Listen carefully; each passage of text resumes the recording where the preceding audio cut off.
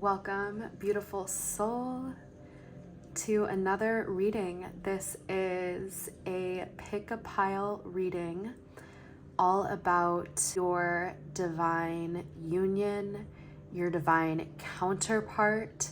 So this is specifically for those who aren't officially together with their soulmate, divine counterpart, however you see and feel the energy of what you are manifesting, but you are seeking a spiritual union that occurs in the physical. We have 6 piles today because I want to get really specific.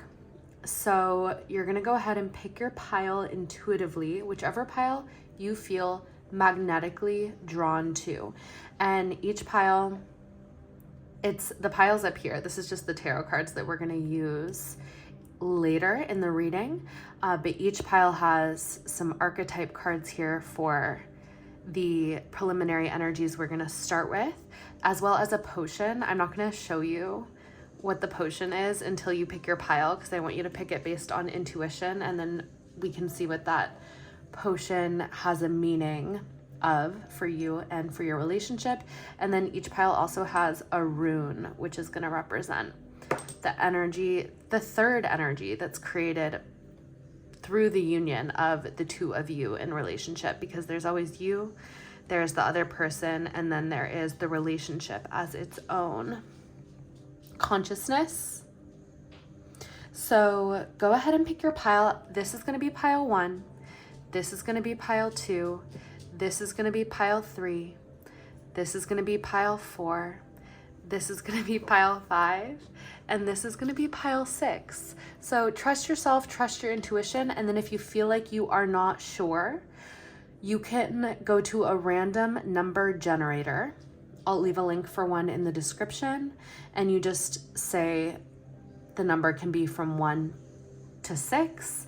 And then ask your guides to deliver the one that is for you. And you can use that as your pile. If you go to the description down below, you can see timestamps so that you can go directly to your pile.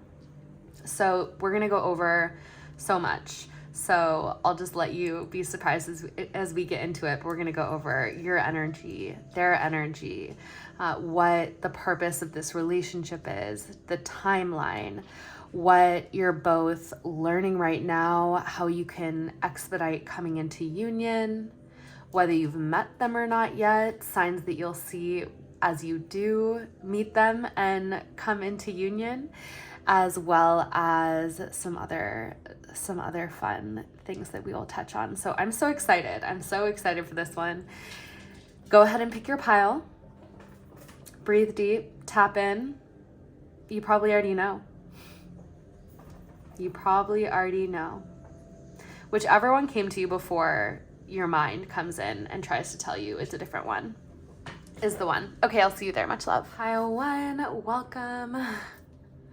I feel like this is just such a potent reading. I've had a handful of things occur that have tried to deter me, but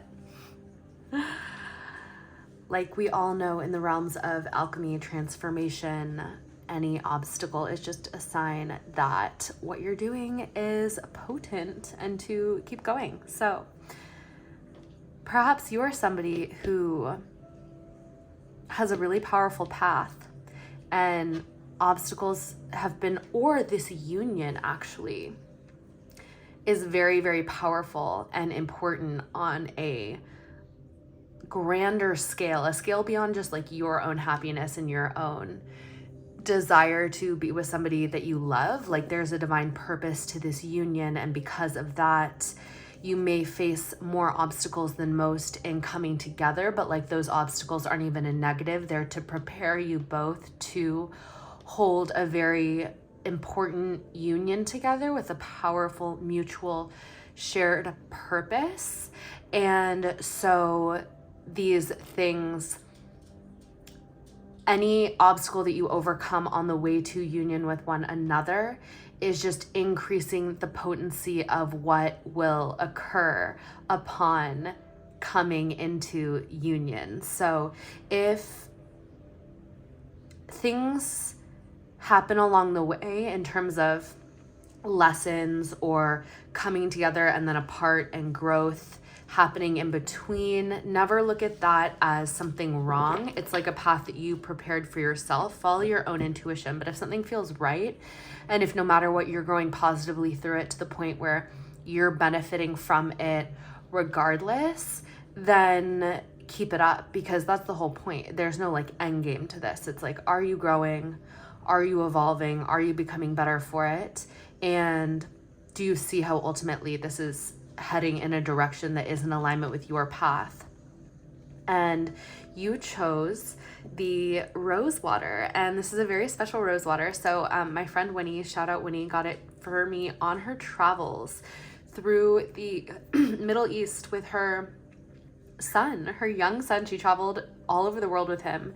And so first of all, I'm getting that like there is a strong energy of like sacred adventure and exploration, and also like complete uniqueness to your relationship. Like your relationship might be one where it is like, it's not normal. It's like so divinely unique. And I think you two are both people who are meant to completely follow like your soul guidance and your soul blueprint in relationship and in your own endeavors, to the point where like it's not going to make sense to like the NPC or like a muggle or like, you know, these are like joking terms, but I just mean that like the typical path that is laid out is not for you.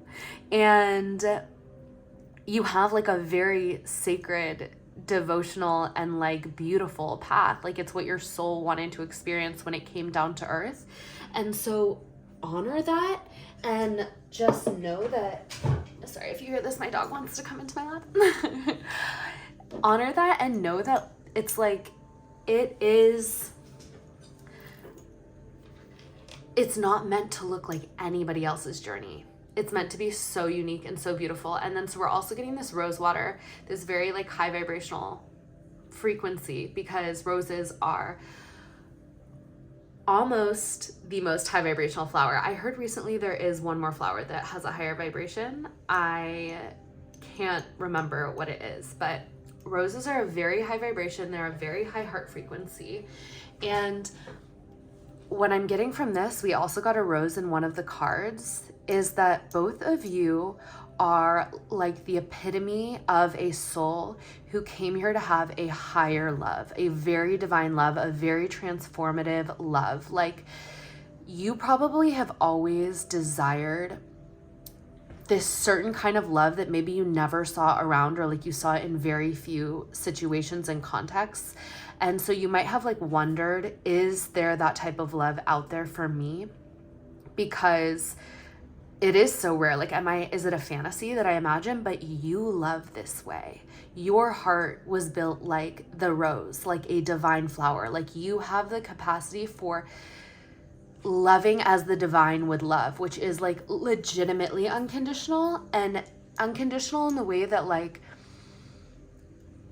you don't see the person you love or are going to love through the eyes of good or bad. You see it all as sacred.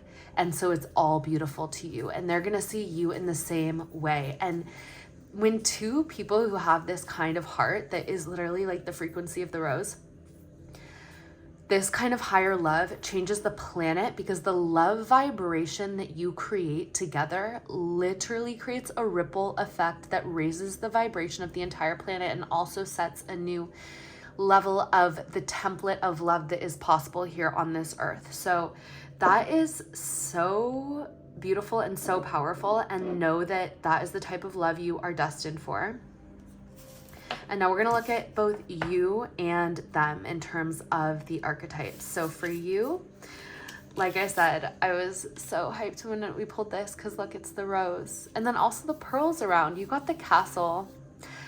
I'm just getting like major divine, feminine, royal like princess vibes, which is funny because I started off talking about like the fairy tale. Like you might think that the type of love that you want is like a fantasy, but I'm not saying like the classic Disney fairy tales, but like in a way you are meant for this like archetypal divine love of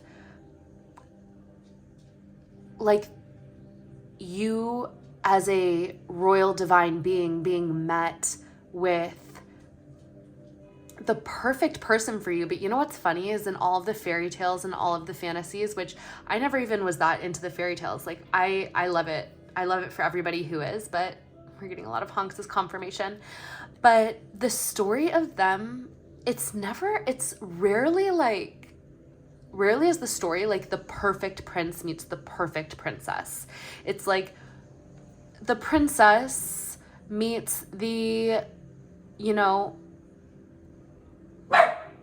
the princess meets like the poorer guy from the streets who's like very smart, very cunning, and they're soulmates. Or the mermaid meets the prince from the land. It's like oftentimes these divine counterparts come from very different places and very different energies, but that which is the same is like this base essence of their soul and like this base value of their soul. So I'm getting that your archetype in this is like very divine feminine, very beautiful, very royal, and like this person might even put you on a pedestal at first because you, I think, know your own worth and you know your own beauty, and you just come off as somebody who is extremely high value, but still like so open-hearted and so loving. Like you're beautiful, you're powerful, you're high value, but it's like you're a diamond, but then you treat everybody else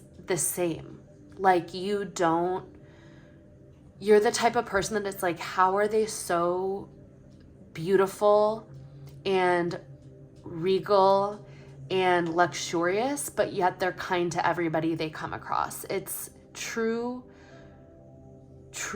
like rare, pure energy, very high frequency, very regal, very royal.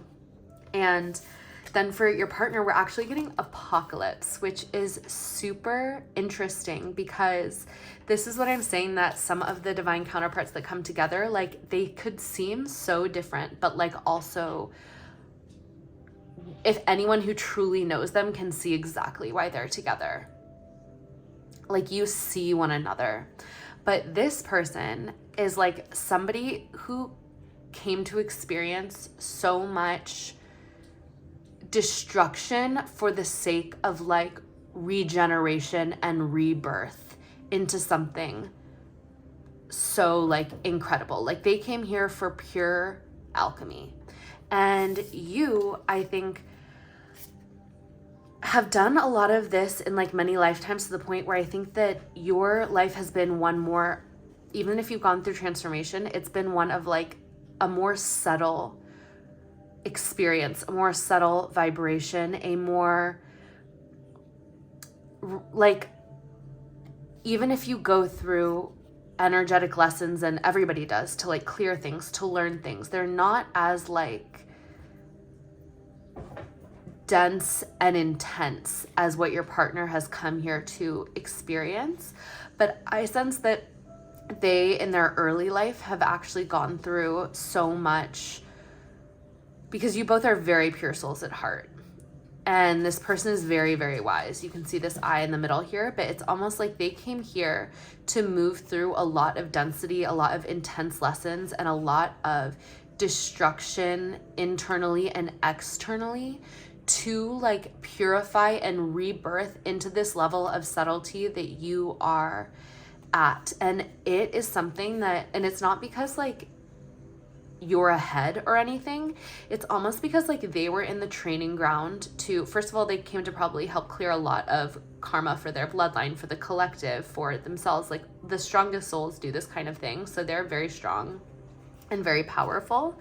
And then also so that they could be the type of person who has like the strength to protect something as precious and divine as you. And they're also precious and divine, but like they've learned how to protect themselves. They know how to take care of themselves. And by the way, if you resonate with one of these energies over the other, they could be flipped. So you could actually feel like this person and this could be your divine counterpart.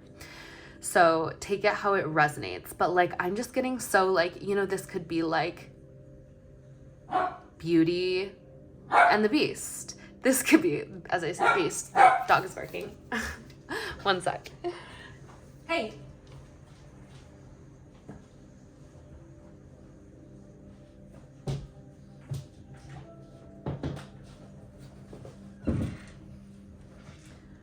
Okay.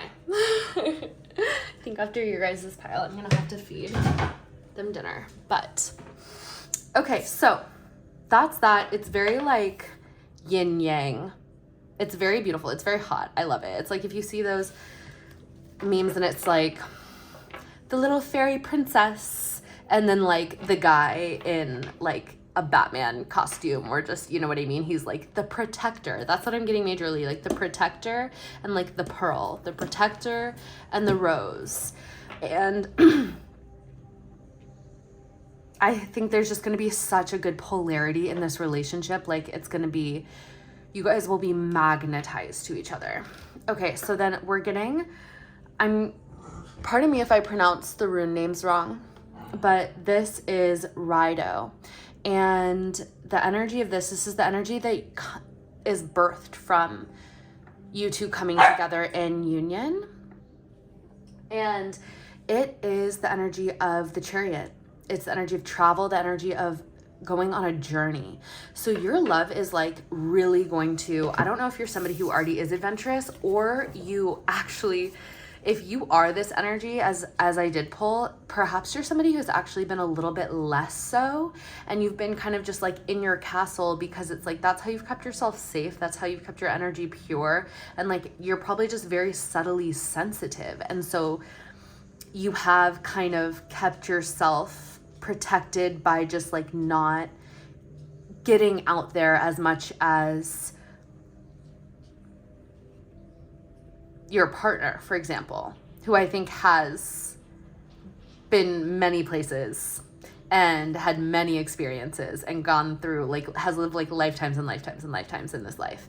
And I'm getting, once you come together, like this person is going to be able to take care of you, protect you, guide you to the point where like you're gonna feel safe to adventure, to do things that you've never done before, to like literally start this whole new chapter of a journey of your life where like you can really go out and like have your alchemist quest. Like you'll feel safe going anywhere and everywhere with this person, because you'll feel energetically safe and also physically safe, physically protected, spiritually protected. You'll also provide a spiritual and emotional protection to this person. So that's very beautiful. Like if you haven't had as much of an adventurous chapter of your life, that's definitely coming, because I sense that like this love will be a journey in and of itself, because you two are so different. You're going to learn so much from each other, and you're going to really feel like it's never boring, it's never dull, but like you also will go many places together. And you guys might actually also be from different, you don't have to be, but you might be from different regions of the world. In which case maybe, you know, you'll be traveling to go see their family, or they'll travel to see yours, or like there may have been places you've always wanted to go, but you've never been able to get yourself to do them by yourself. This person will go with you, and like they'll take you on their adventures as well. So that's going to be really fun. I'm excited for you. We're going to get into the tarot now. We're using the Cosmic Tarot. There is this rose on it for you, which is why I chose it. And we are going to start with, actually, I think I want to pull a couple more archetype cards. Okay. I forgot we're going to pull a couple more archetype cards for them. So we're going to start with how you see them. So this is like kind of the core essence of each of you, but I want to see how you are going to see them. Because obviously you're going to see them for who they actually are. So you're going to see that. You're going to see their apocalyptic nature. But wow, but you, okay, this is powerful. Because they, like I said, they are they have the heart of the rose just like you do, this beautiful capacity to love. And like, they just have gone through so much to prepare them in a way that they needed to be prepared. But like inside, they're an artist, they're a poet. Like, that's why you two get along too. And that's why you see each other, because like you have the heart of the rose and the pearl, and they have the heart of the poet. Like, I have chills. Another sign, actually signs that you could be nearing coming into union with them, or that you could see when you're around them to confirm that it's them, or that you'll see like right before they're about to come into your life, is flocks of black birds. So pay attention to flocks of black birds. Those are signs of divine union for you. Okay, and then we're gonna do how they see you. But this is what's beautiful, is that most people will see them as this like powerful, fierce, like transmuter, and like this is like seeing somebody with their like giant black war suit or like superhero suit on and being like, dang, that guy's tough. Like, I would not want to get in that guy's way. But like what you see is what's underneath all of that, which is that they're an artist, they're a poet, they're like a lover of, you know, Rumi, Hafiz, all of the poets that dance with the divine. Like, it's such a beautiful energy. And I think that you're one of the only people who like truly sees that side of them without them having to even like explicitly try to show it. Okay, how are they gonna see you? Wow, okay, this is literally, do you guys see like the polarity here? Like, on the outside, pretty princess in her castle. On the inside, the animal. The one who like sees all, nothing gets past them, and like has a wild side. And you don't show that to people, but they're gonna see it in you and they're gonna love you. Like, do you see like their outer persona sees your inner persona, and your outer persona sees their inner persona, and all of them are like, they're you, like you're still this, but like you have the polarity within you too, which is why you guys get along, and they have the polarity within them, and that's why they get along. And that is almost the essence of the rose. It's not like just like sweet, bubbly, polite. It's like, it's everything. It's like divine love, which is encompasses all of it. Okay, then we're gonna get your love and relationship essence, like the essence of your union. Ooh, the desert. Okay, see, and this is confirmation with the Rido rune, because the desert is like, think about the place that you go to like on a quest. Like, if you've read The Alchemist, he goes on a journey through the desert where like you find, it's like your life's quest. You can have as like the metaphor of going across a journey through the desert can be a metaphor for like your life's quest, your destiny. Like, it's where you can like read the omens, you can learn the spiritual lessons, you can receive messages from God, receive messages from the divine. It's like the most grand adventure. And that is the essence of your relationship, just as this was the third energy that is your relationship. Your relationship is like almost your spiritual destiny. And you're going to learn so much. Like, everything that you need to learn from this lifetime once you meet this person can be learned through this relationship. And the adventures that you go on together in the external realm, and then also like in the emotional, spiritual realms together, just like learning about being in divine union. Like, that is deep, deep purpose and deep, deep destiny for both of you. Wild. So cool. Okay, let's see your shared purpose, because you guys both will have your own purposes, obviously, but like, let's see what a shared purpose is. The vessel. Yeah, okay, so as I was saying previously, the rose frequency that you both have, like the energy of your divine union as it comes together is so powerful that it can change the frequency of the planet. And that is why your relationship, like the purpose of your relationship, is a vessel for that light. It's like, it's a vessel for divine energy. And so it in and of itself is fulfilling its purpose, you two being together. Okay, and then I want to get, where will you meet? Where will you meet?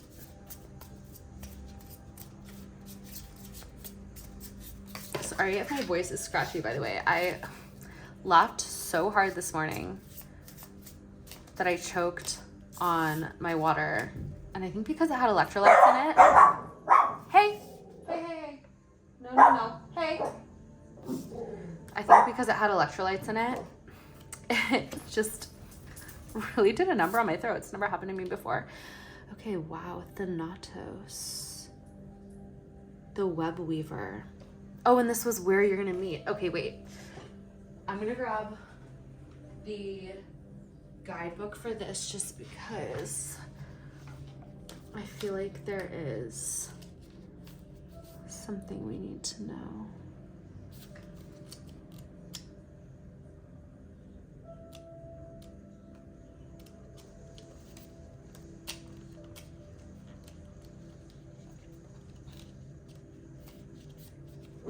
Shout out Kim Kranz. This is the Archetypes mini deck. The mini decks of all of the Wild Unknown are so good. I'm so obsessed. I just love like a mini, and they're so easy to shuffle. It's just divine. Okay, here we go. The initiations. Oh my gosh. Okay, so this is an initiation. Thanatos. Death. Oh my god. Where did I say you're gonna meet? Death? Oh my god, interesting. Okay.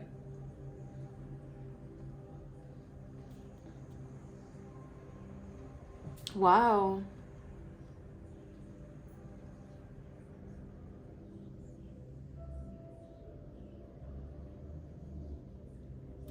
Okay, this is so interesting. So, I mean, this could be a few things. One, you guys could literally meet at like a funeral or something crazy.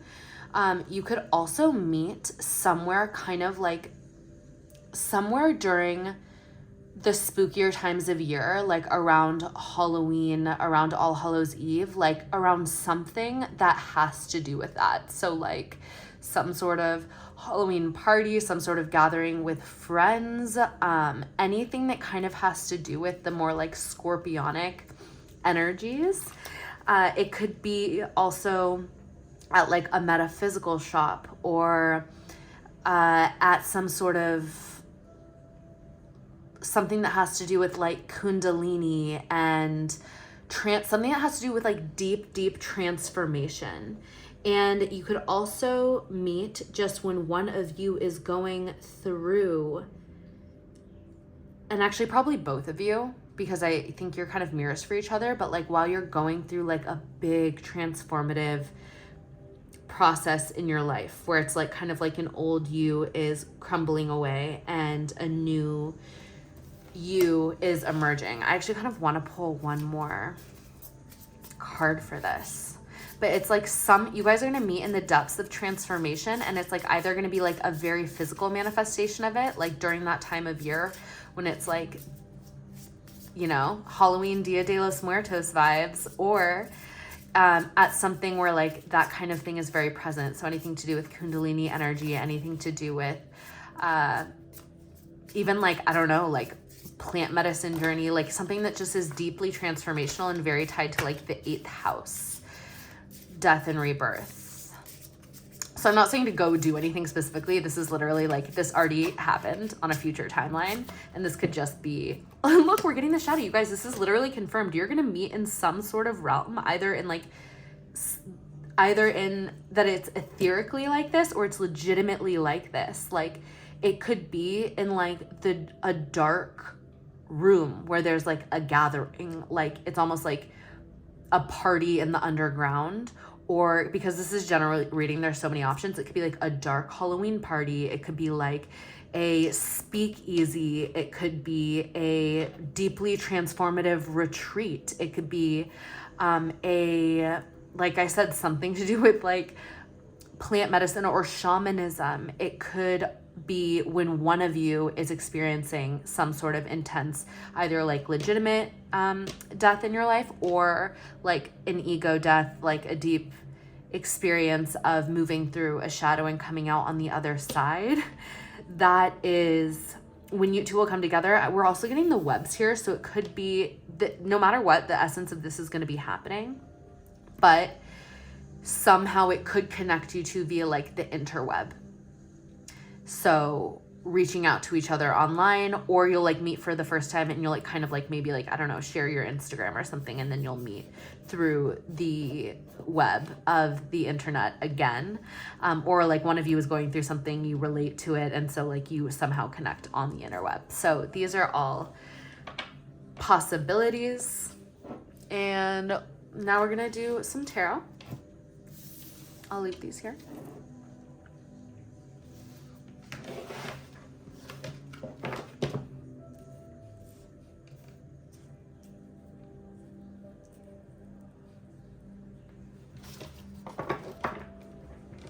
Okay, so now we're gonna figure out, so the phase of life that you're in now, and then that you'll be in when you're coming into union.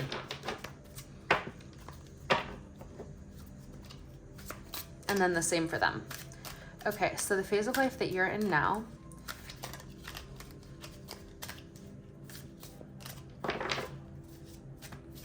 and I should have started with this, but like if the energy doesn't match you, then feel free to pick another pile, or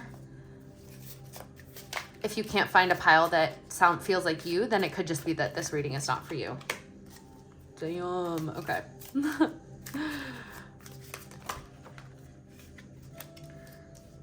Okay. And then the told me again, come into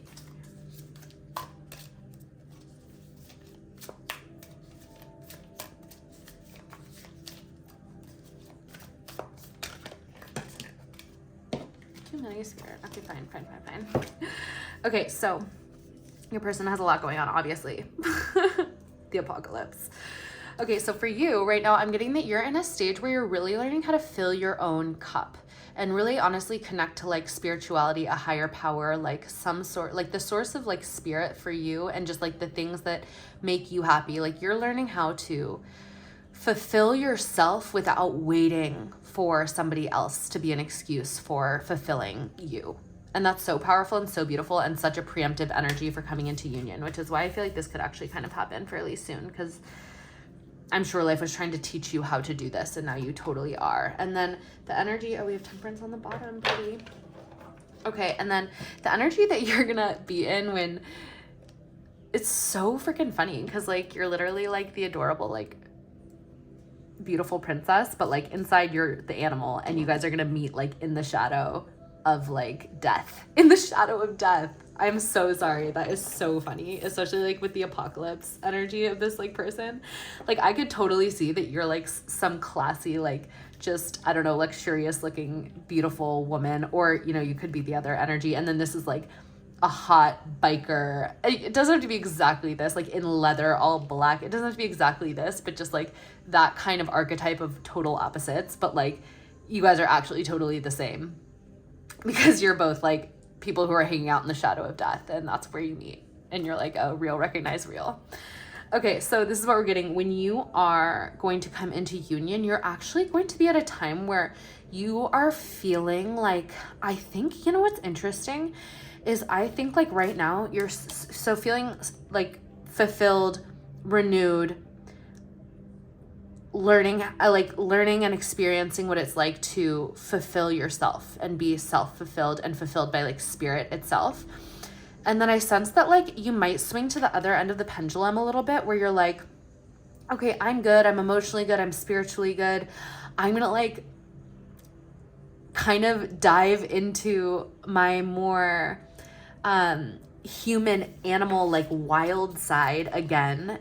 And I think this is cool because it's like, it's nice to be integrated. You know what I mean? You're like, I can be full of like divine energy, and I can also then enter back into like the things that I used to love that maybe I didn't let myself do for a long time, because I'm like, oh, I'm being like spiritual, I'm being like emotionally clean, I'm being emotionally healthy. And it's always good to do this in a conscious way, because eventually the things that have too much to do with like maybe our ego or like instant gratification, if we're not careful with them, they will bind us. And then like, you know, they're controlling us. We aren't just enjoying them. And so I think you're like diving into like your almost like your Lilith, your dark feminine, your, or if you're the masculine, just like a little bit more of like your human side again, and like whatever activities have to do with that, like your, you know, your inner teenager, your rebellious side, your like what is it, your like more hedonistic side. So I think that that's going to be the energy that you're in when you meet your person, or you start coming into union with this person if you already know them. Okay, so then your person right now is in this energy of a new beginning, a fresh beginning. Like I said, they've gone through so much transformation in their life. And I actually, you know what I'm getting is that like, I think that they were in a place where they kind of felt like they had so many like options in their life and so much going on, but none of it really felt like them. And so I think they started to realize that they were actually like filling all of their time, and like they were basically giving away all of their energy to all of these things that like weren't even necessarily supremely true to them.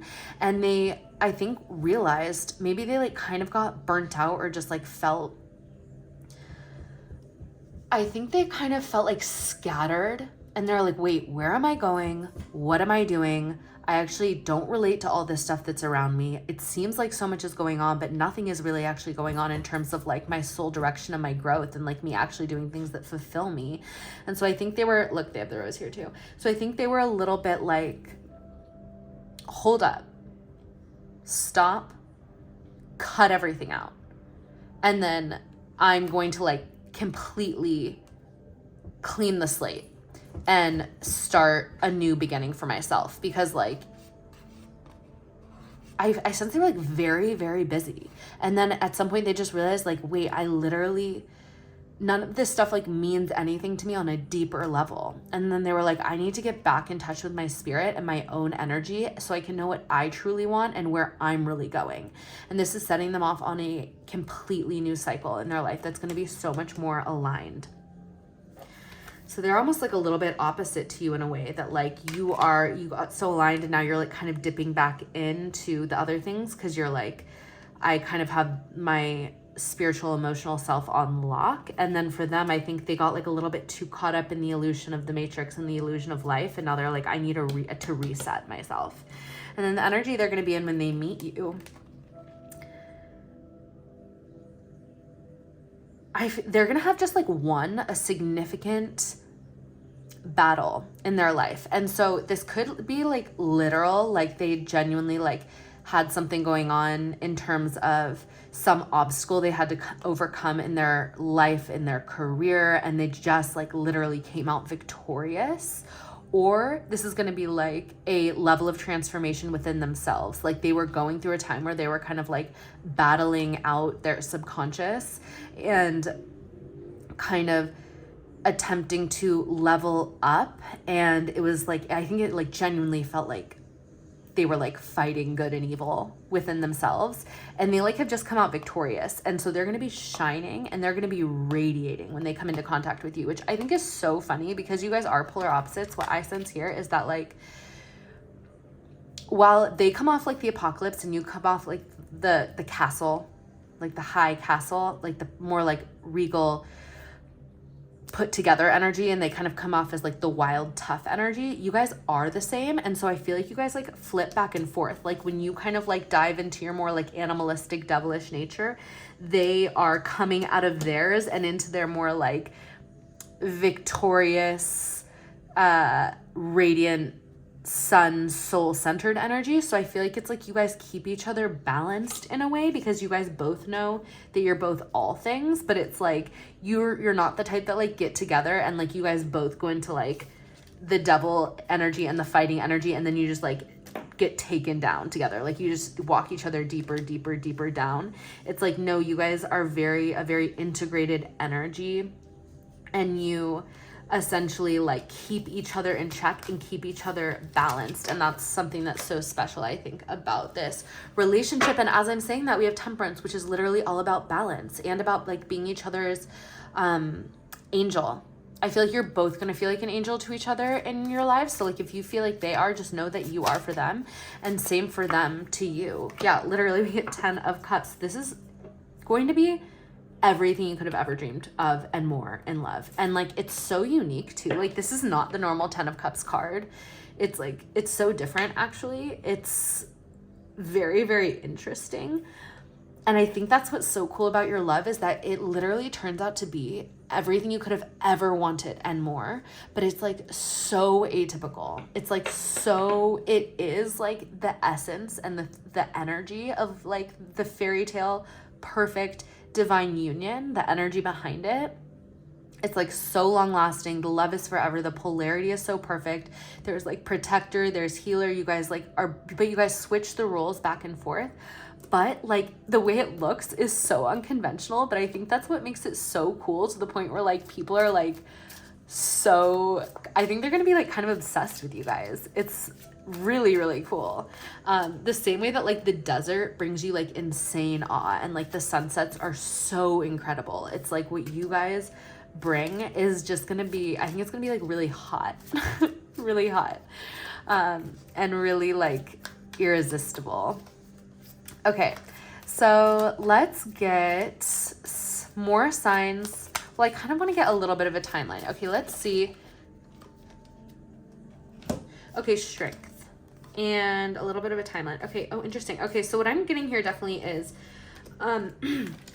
to not worry about the timeline at all, and to like use every second that you are not with this person to cultivate your relationship to your inner strength and your connection to the divine. Because every time that you focus on that and not what is happening in the physical reality, you are doing what energetically needs to happen to bring union, which is like life is trying to prepare you for this insanely incredible experience by developing your connection to your own divinity that comes from within, and then also like the greater divine energy that like flows through you in the terms of like energy, insights, wisdom, consciousness. It's like it wants so badly for you to be the perfect vessel for divine energy, because this experience is going to be so powerful, and like it needs you to be ready for it. So it's saying, do not hold on tightly to a timeline. Do not hold on tightly to this meaning that, or like this is going to be different than any experience anyone else has ever had. So do not compare. Do not worry about timelines. Cultivate your connection to yourself and your own divinity, and be open and receptive to like the way the divine wants to like change your mind, shift your perception, provide you information, because this is all coming. And this is very much so the energy of focus on you and focus on God, your higher self, the universe, whatever it is you want to call it. And look at the bottom of the deck, we're getting the Chariot again, which is literally the meaning of this rune. It's like once you guys get together, you're going to move so fast that life just wants you to be the strongest and most connected and most powerful and like knowing of your own divinity that you can prior to this coming in. So it's already done. Do not worry about the timeline is what I'm getting. And I want to also get signs that you're going to see when you, like signs that you'll see to know it's them. This is signs that you'll see to know it's them. This is what we'll finish off on. Whoa. Oh my God, I literally just got the hugest tingles. So you'll know it's them because when you meet them, everything is going to change for the both of you. Like it literally, you can't miss it. You cannot miss it because your entire life is going to change. And it just happens. The Tower isn't like you have to try to make it happen. An eye beams down electricity from the sky, and that is that. And the Tower isn't bad. It's actually just massive change.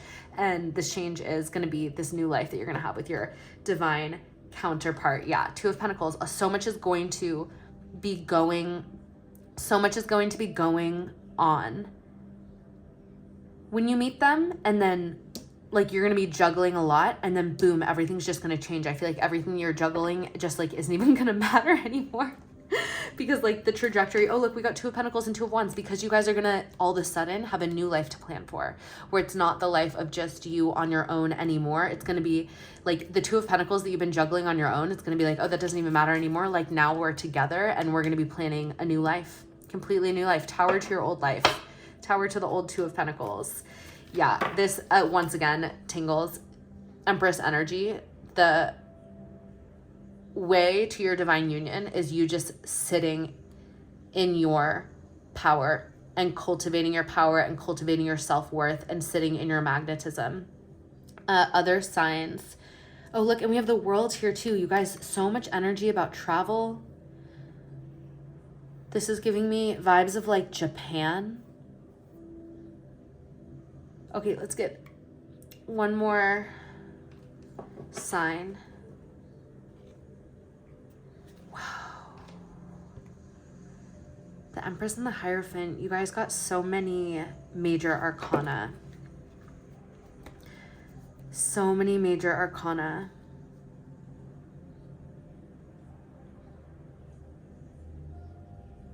They might be a teacher. And another sign, doves.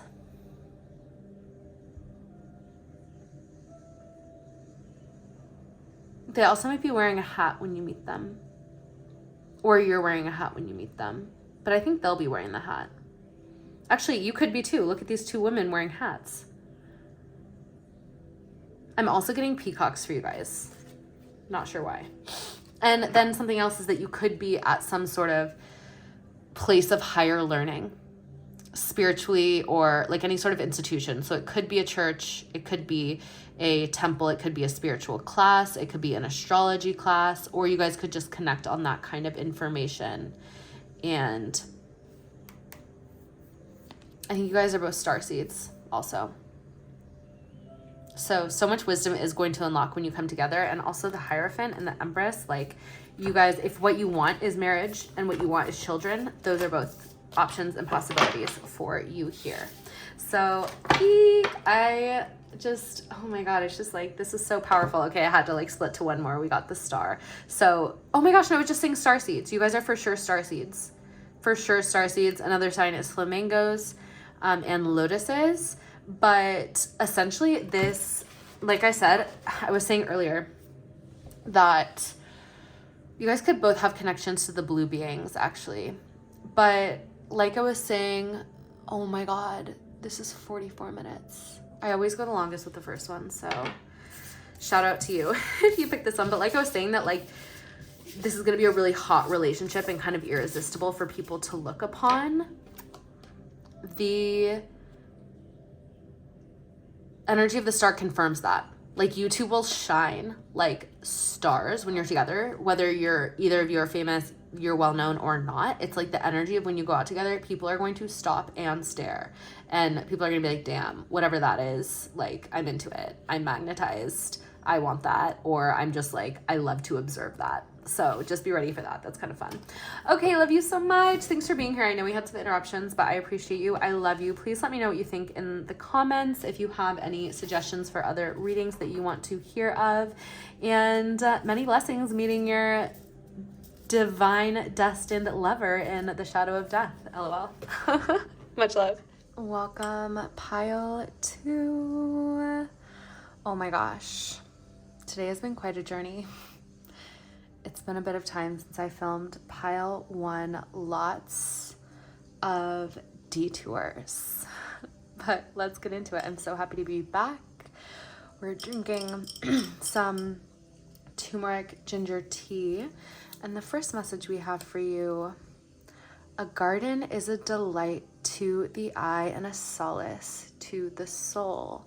So your person and you to each other are going to be not just a divine union that is a profound soul connection, but you're going to find each other so attractive, like stop and stare attractive. Like you'll be together for quite some time and you will still be looking at them in awe that you bagged someone like this. But what's interesting is it's because they're like your person. It's, yeah, they're in general attractive, but it's like to you they're perfect, and to them you're perfect. And so you're kind of just in awe that somehow you acquired somebody so perfect, but it's really because they're perfect for you. Like anatomically perfect for you, and then soul perfect for you. So you're really winning. And your potion, you got the yearning spell oil. So like I said, you guys are going to yearn for each other spiritually and like biologically. So I think that you guys will just constantly feel magnetized to each other, always want to be together. Like look at this heart in the eye. It's like you have googly eyes for each other. Legit googly eyes. So I love that for you. And then this rune, which represents the energy of the relationship, because they say there's the frequency of you, there's the frequency of them, and then that creates a third energy, a third consciousness, like if it's like a Vesica Pisces, where the circles overlap, and that is the relationship. And it has its own agenda, it has its own energy. And for you, this is the first time I'm ever pronouncing these rune names, so pardon moi if they're not correct, but this is Bertano, which means birch. I'm sure that's just one translation for it, but it represents energy that is nurturing, caring, empathetic. It also is a signifier of birth and fertility. So very like Empress energy here. Also like, I don't know, just this is a relationship where you're going to feel like so cozy and safe and cared for. And I think other people will also feel that in the aura, in the presence of the aura of your relationship. It's like extremely healing, extremely high frequency. And like I said, the whole birth and fertility, I was mentioning how you two will be so like anatomically perfect for each other and so attracted to each other. And that happens when you're very like biologically compatible to create children. So whether you want children or not, it's going to be a very fertile relationship, because if it's not going to be children that you create, you have the potential to create whatever you want, because the energy of your guys' relationship is very fertile. So it could be a community that you nurture, a business that you nurture, a home, just a life. You guys are like, we want to create the perfect, most incredible life together. You have the potential to create life together, which is so beautiful. I mean, just that feels like such a powerful experience to like have somebody that you're so attracted to, your soul is so like drawn to and compatible with, and then together your energy is more fertile and creative and nurturing than you two would be on your own. It's really just a beautiful win-win situation and kind of a recipe for a very beautiful life. So that is exciting. Okay. And first we'll start off with the archetype of you. This is like your true archetype. And we got the self. And then for them, I remember two flew out for them. So they have the Bardo and the Mentor. Oh wow, that's very cool. That's very cool. So for you, I sense that you have really made yourself your like greatest masterpiece. like you have probably so many beautiful things in your life and all around you, but like your greatest focus, I think, has always been the perfecting of the self and the knowing of the self, because you know that everything else ripples out from that and is a reflection of that. So you have spent, I think, so much time. And by the way, this is like kind of an energy check. So if this doesn't resonate with you, you can pick another pile, or perhaps there's another reading for you to dive into. But this is what I'm getting for this pile for you. That you have spent a lot of time on like self-development, on knowing your soul, knowing your spirit, improving to be like the best person both for yourself. I think first of all, it's just so that you can have the most optimal life experience and incarnation, and like you know that you're here to kind of like refine your soul, refine your consciousness. And then on top of that, it also is what makes you such an incredible person to be in a relationship with, because you can only go as deep as somebody has met themselves. And you have like literally a rainbow aura. First off, you have like come to the point where you have created literally a pearl within yourself. It's like that is how long you have been cultivating and alchemizing the magic that is you. Like you have really come to a place where your soul shines out from your eyes and from your energy. And this, you know, could seem like, oh, doesn't that happen for everyone? But it's like, no, that is why a baby is like so bright and so light. And then we get so much conditioning and layers put upon us, and we absorb so much that isn't us. And then it's when we go through the process of clearing all of that away, that our true self, our infinite self, our most magnetic self, our soul self can shine through. We begin to merge our finite essence with our finite self with our infinite essence. And then we can live as the divine in human form. And like you really are so far along that path, and you shine so bright. And if we could see your energy, it would be a rainbow. It would be a rainbow. Like you've really cultivated so much magic, and I really commend you for that. And then we have your partner, who is extremely wise and very cosmic old soul. I'm getting cosmic and shamanic energies from your divine counterpart. Also, I will mention, if you resonate with one side, like this side over this side, the energies could be flipped.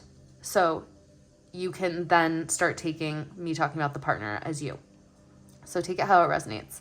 But I'm going to keep talking this way because it's the easiest way to get across the message.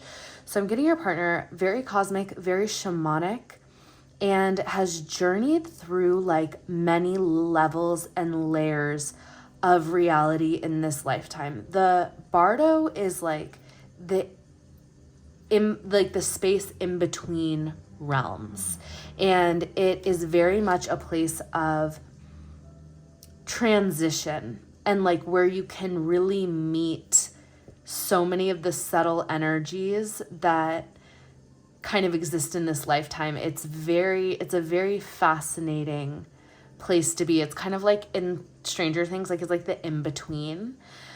You probably know what the Bardo is, so I don't necessarily need to explain it, but it's like a very liminal space. It's like very 4D, kind of like nothing solidified, and like could be a little bit spooky unless you're familiar with these spaces. And I sense that your divine counterpart is very familiar with the darkness, familiar with the light, familiar with the in-between places, familiar with the cosmic places. Like they're probably somebody who's actually done a lot of astral traveling and a lot of work with consciousness and different states of consciousness, and like is kind of well versed from personal experience about how to navigate the different dimensional realms of reality, which is very fascinating. It's very interesting. It's almost like they've done more exploration by like taking their consciousness through various dimensional realms, while you have really like done the deep diving of like going within and using yourself as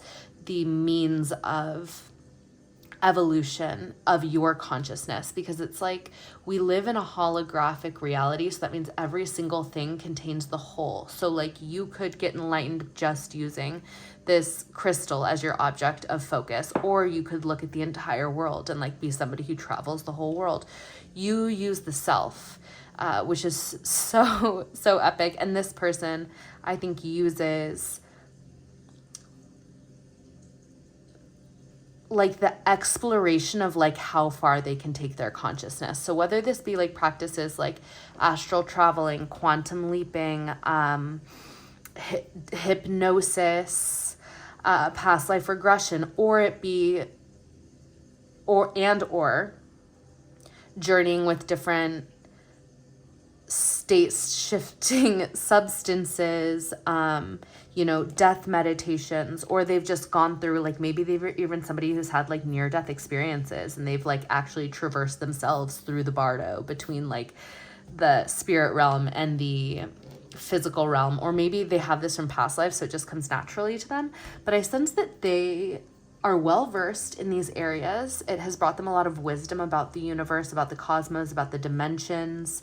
And so like I think you guys have learned very similar lessons about the way that life works and like the way that the like base laws of life, love, and like the soul journey works. But like they know many more. You know much more about yourself. Like you know yourself so well, like down to the atomic level. And they know so much about like the universe and the dimensions and the facts about all the different methods for exploring the vast realms of consciousness and the cosmos themselves.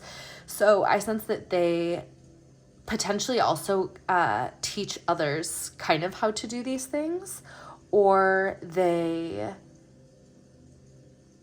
teach others without officially teaching others, if you know what I mean. They don't necessarily have to like call themselves a teacher and do it for work, but somehow they just always end up sharing their their deep wealth of information.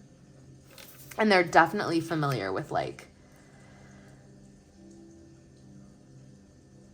not just the like 5D realms of light and love, but kind of like all of the levels of reality, which is very cool. Okay, now we're gonna see,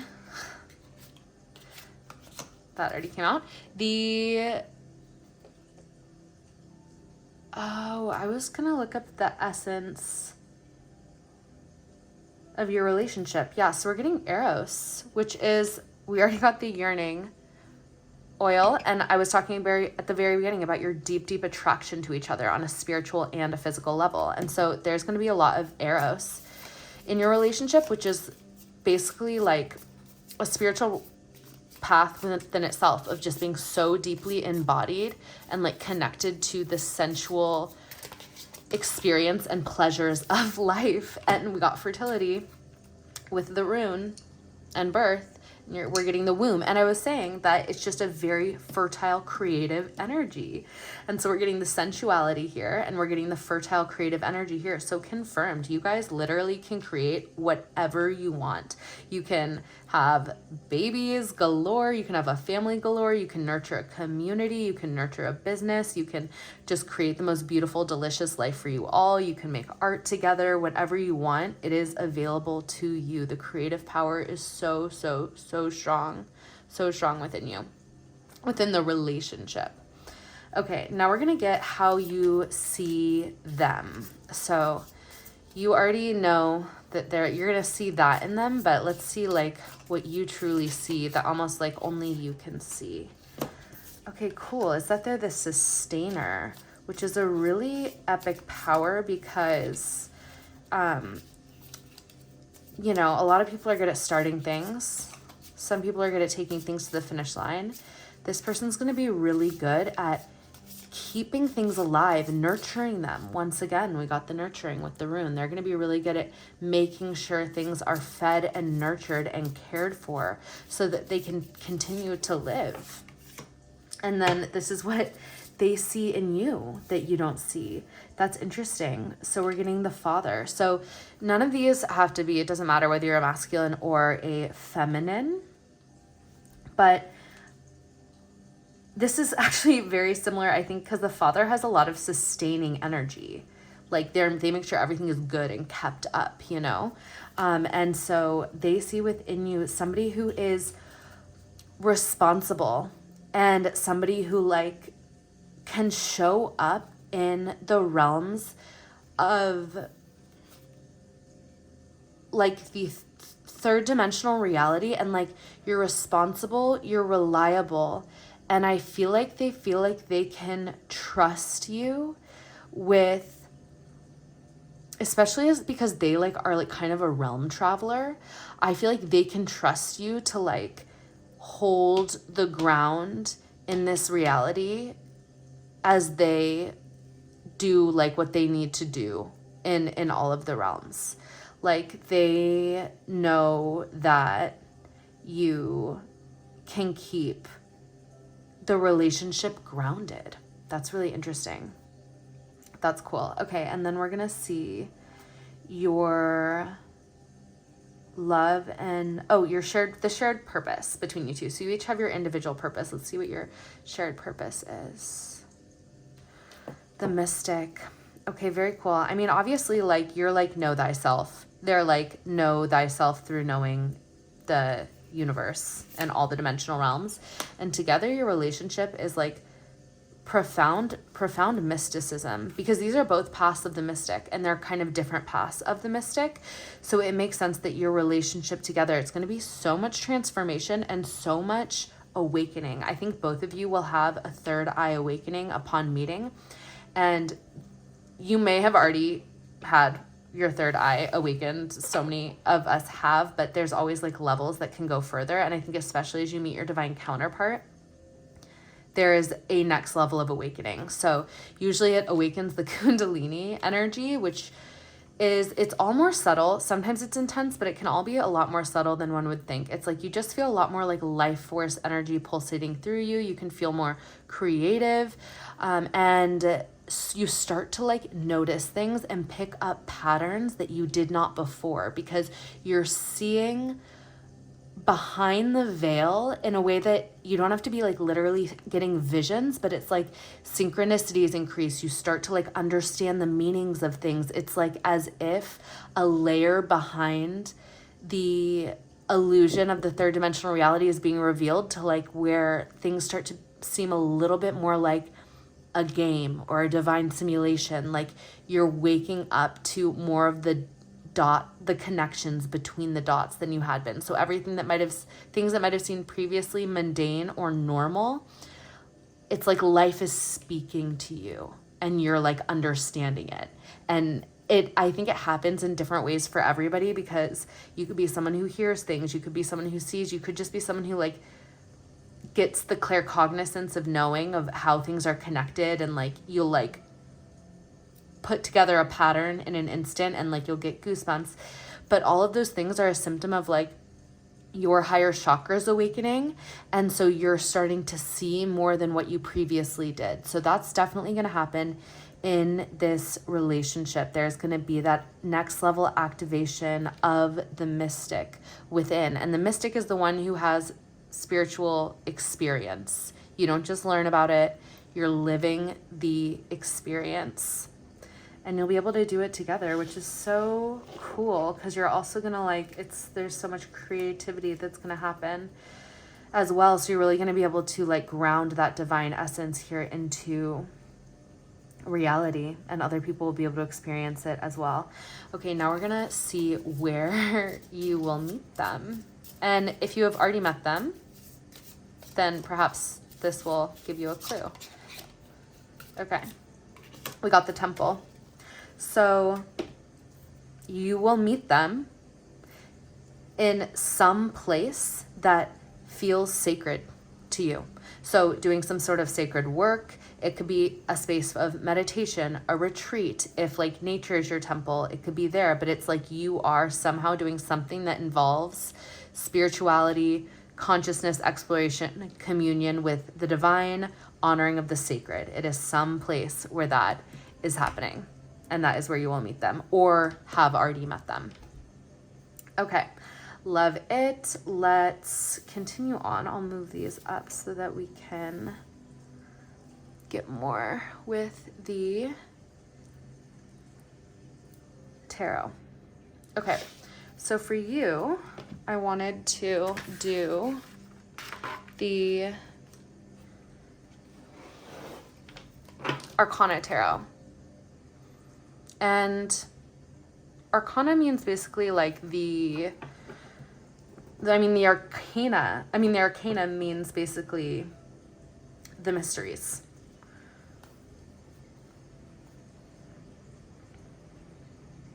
Okay.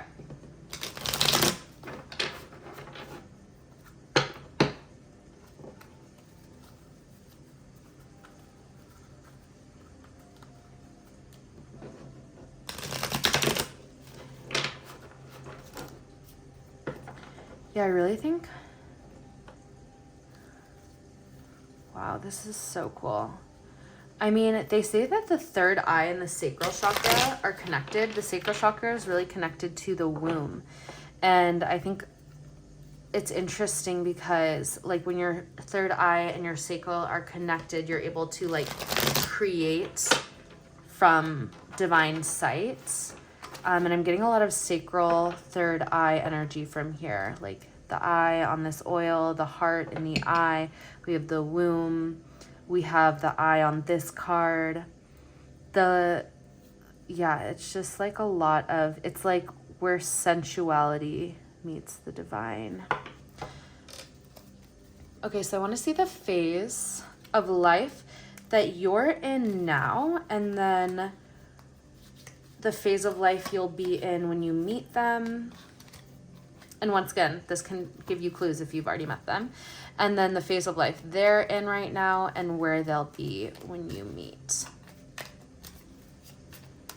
So the phase of life that you're in now. Ooh, that's powerful. And then where you'll be when you meet. Okay, and then them.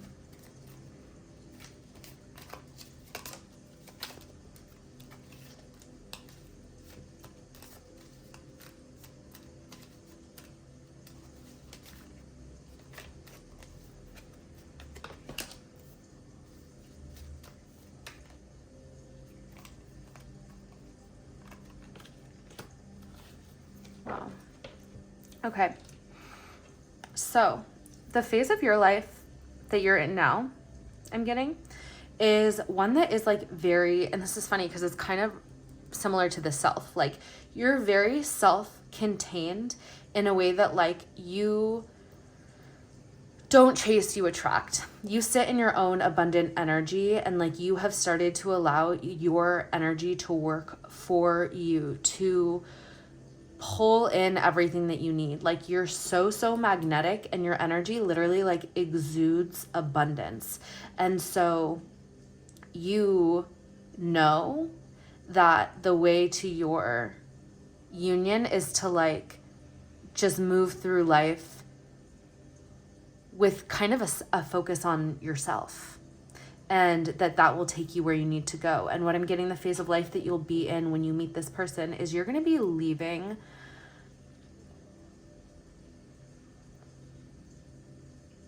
well, first off, because this is a general reading, I'm going to give a couple energies. You could be traveling or going somewhere new, like moving when you meet this person. You could also just be going through a big shift in your like mindset to a time of being like kind of stressed out and overburdened to like a completely new space where you have left behind a lot of stress, a lot of worried, maybe like even some toxic mental energy with other people. So it could be that you're like leaving a job, you're leaving some friendships, or you're just like taking a leap in the way that you think and interact with life, and you're like leaving a lot of heavy weight behind. But the heavy weight is like mental energy. So for example, like it could be that you start to realize that maybe some of the people you attracted through like your Empress energy, they weren't actually worthy of your energy, and they were kind of like taking a lot of stress or like utilizing you as someone to dump on, energy harvest, complain to. It could be like a toxic work situation, toxic friendships, and not toxic as in like horrible, but I think just like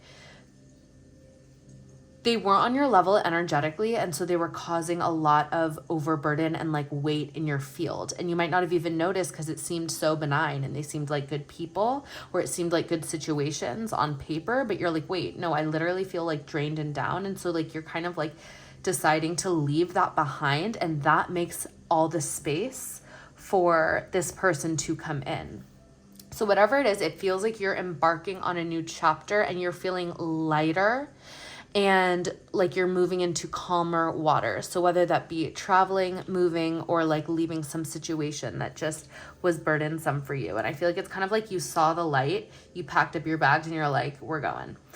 Okay, and then the phase of life that they're in right now, I'm seeing that they're in a place where they are really bringing a lot of balance back into their reality. I sense that they're like closing out old contracts, like almost karmically resetting their life. So like righting wrongs, paying owed bills, eating any frogs, like anything on their to-do list that has literally been on the list for like ever, that has like anything that has been weighing on their subconscious that has left them in a state of disharmony and not able to move forward, they are handling right now. And I sense it's because they know that that they're like about to come into union with you. And if this is somebody you already know, then this is what they were doing right before they came into union with you. But you, it's actually interesting. You're like the Empress. And I think that you know how valuable your energy is and how powerful your energy is. And so I sense that like you are moving into a different space because like you have finally started to see yourself as this Empress. And so that has illuminated some things around you that are not in alignment with the value of your energy. And so that is why you're sailing away and sailing right towards this person who is bringing like what they're doing while you're leaving behind. They're bringing balance so that they can be in an energy that is worthy of you. And what energy they're going to be when they meet you is like, they're going to be, first of all, looking good. They're going to be like, they've gone through some sort of glow up. And I think it's because they've handled so many things that were kind of weighing on them as well. You guys kind of have that in common, but yours was kind of like dealing with other people and external things. Theirs, I think, were actually things that had to do with them, things that they had to clean up on their own plate, and things that they had to bring balance to on their own plate. Righting any wrongs, closing out any old doors, any old chapters, any old obligations. And that, I think, has taken so much weight off them that like they're now feeling confident, feeling passionate, and feeling ready to like embark on something new in like a very empowered way. Also, signs for you could be lizards and black cats, as well as doves. Lizards, black cats, and doves when it comes to this person and your union. So I'm also getting that like they have gone through. I'm gonna plug my light back in. One sec. I'm gonna talk to you while I'm going. They have gone through a shift in perspective because of all of the things that they balanced out in their life has cleared so much away from their mental landscape that like they're starting to see life in a whole new way. So like I'm actually getting for this person that like you've kind of been ready for this union for quite some time, and you just kind of had to leave some things behind in your external reality that were taking up too much space, and they had it all going on in their internal reality, and that made them like not see, I think, how ready they were for something that was on this level of like profound soul destined intensity. And after cleaning all of this up, like they are not only in the energy of being extremely magnetic as well, But I think they're starting to see for the first time that like this is the kind of union they actually genuinely desire and want and were meant for. It's like the divine gifted in them with the realization once they got rid of all the stuff that kept them from truly seeing or understanding that a relationship is not separate from their destiny. Because I think they've always been very like mystically driven, but I don't think they've like considered the fact that a relationship was a part of their destiny and part of their purpose. And I think the divine is like gifting them with this vision. And honestly, the divine might even provide them with like some sort of insight into who you are, or send them a dream about you. But I think like when they find you, they're going to be looking for you, and you are going to draw them in. Like they're going to recognize you and move towards you. But you might have like still be on the move, but it's not because you're going towards them, you're going away from other things. And I think that is going to cause you to end up in some space where they're going to see you and recognize you. Or if you even recognize them first, like they're, or like you, even if you're the first person to see them, they're going to be the one to be like, I need to make this happen. Okay. Then we're going to look at what the timeline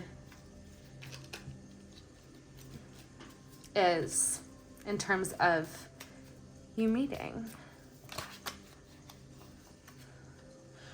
Okay, we're getting the Page of Pentacles.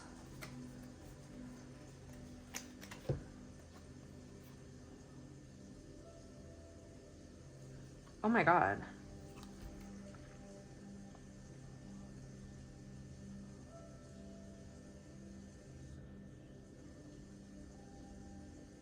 This is some really powerful divine masculine energy. So I don't know if you're the divine masculine or the divine feminine in this union, but I am getting that, first of all, this could happen in the next year, that you meet them, but they're like gonna be okay with taking it slow.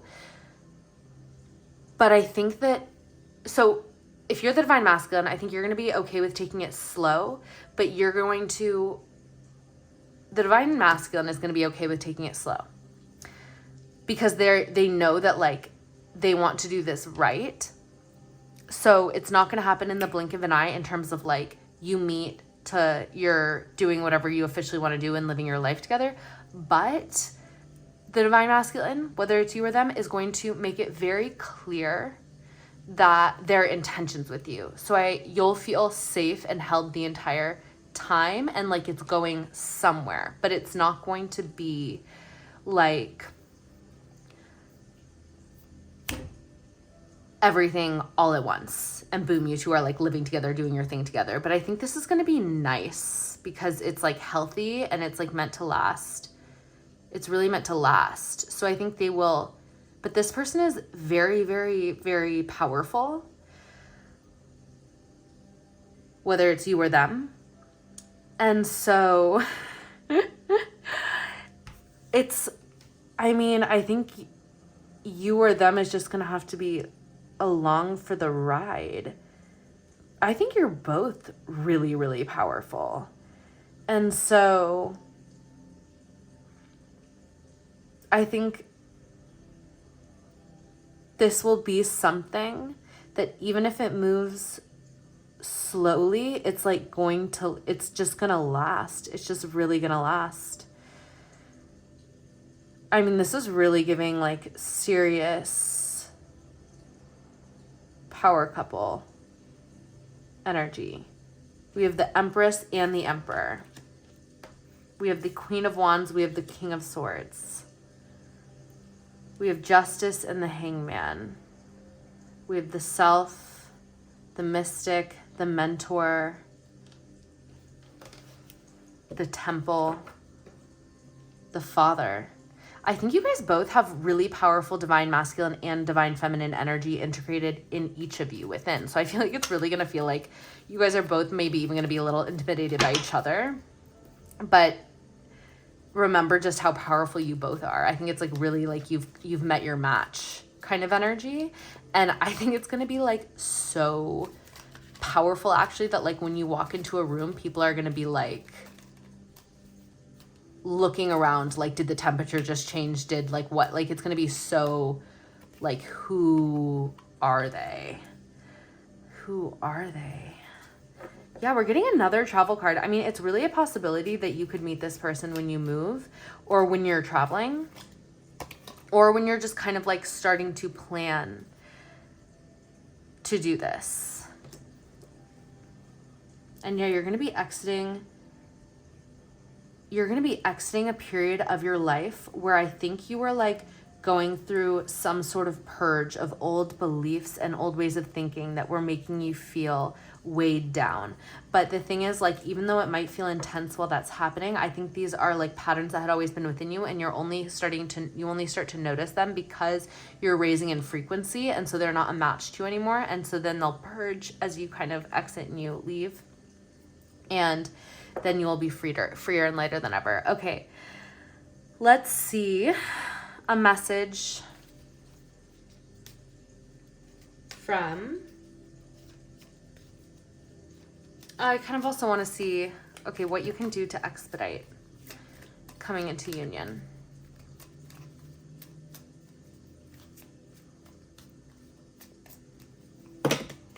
Oh my goodness. Okay, well, we can't take that many, Spirit.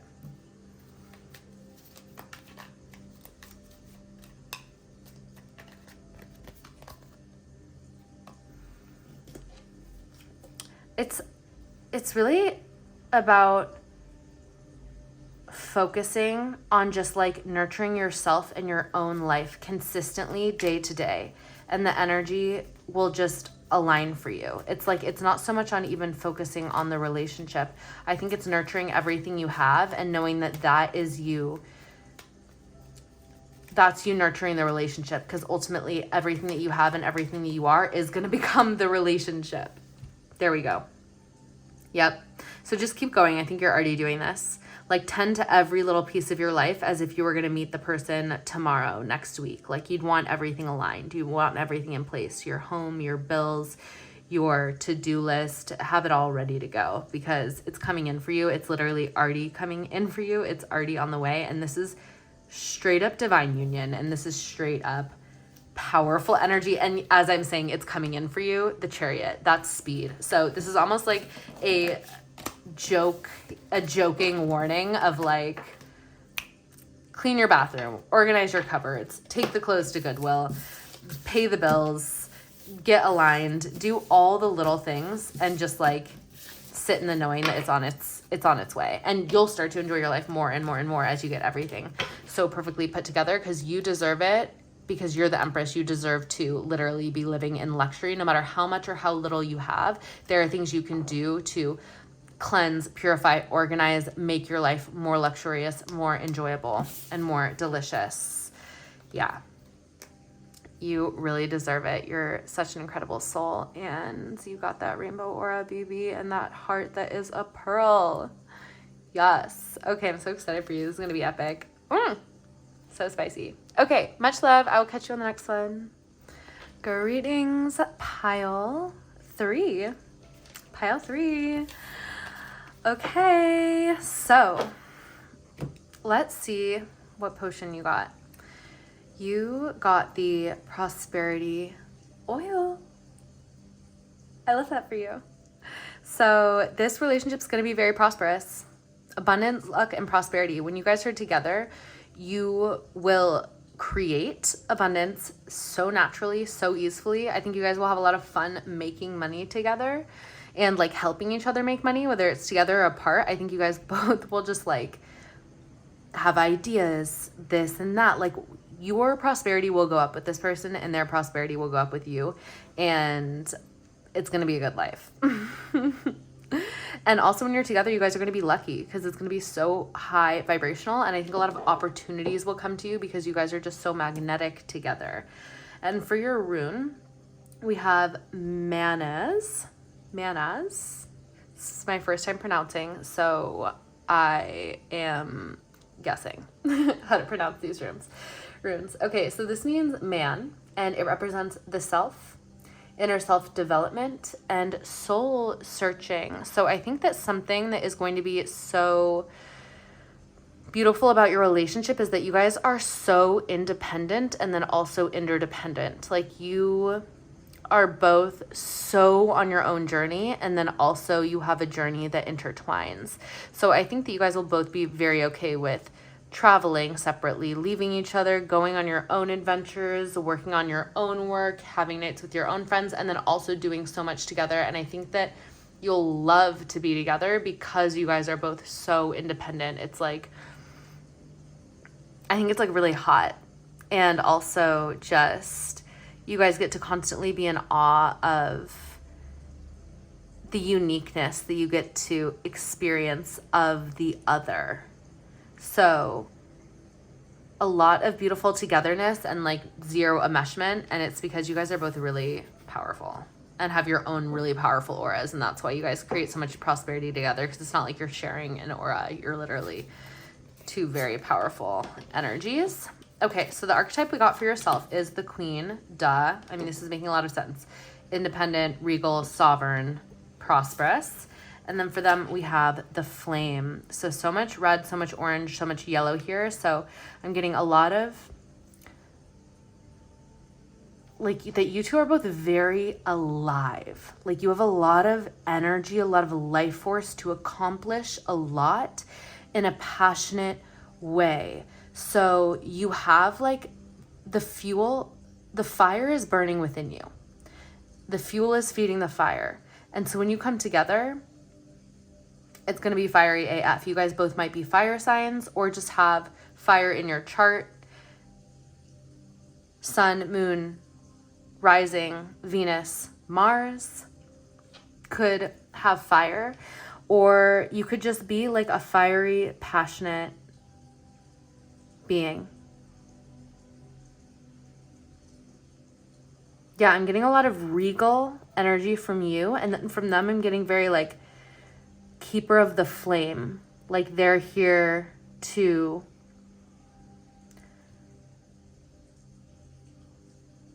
like awaken the soul of the world within themselves and everyone they come across. Like, they're a keeper of the flame. They're a tender of the flame. They increase the spiritual energy within themselves and in others by association. And you, I mean, you're a regal, sovereign being. You could be celestial royalty, you could be past life earth royalty, but like, you just exude luxury, confidence, importance, and it's obvious. You probably know this about yourself. Also, this is the energy check. So if it doesn't feel like it fits, you can always pick another pile. And also, if the energies are flipped, you can just reference yourself as the other person, but I'm just going to keep talking about it like this for ease. Okay, let's see what phase of life. Oh, sorry. Look at my list. Okay, we're going to see the essence of your relationship. So the archetype of your relationship.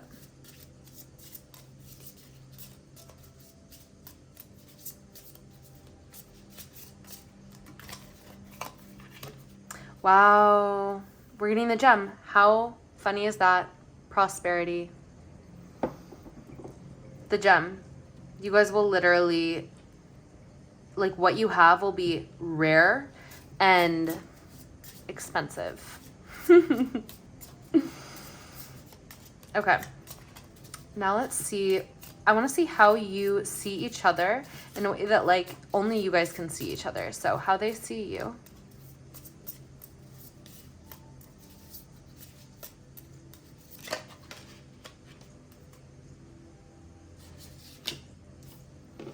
Well, they see you. I think they're going to know right away that they want to marry you.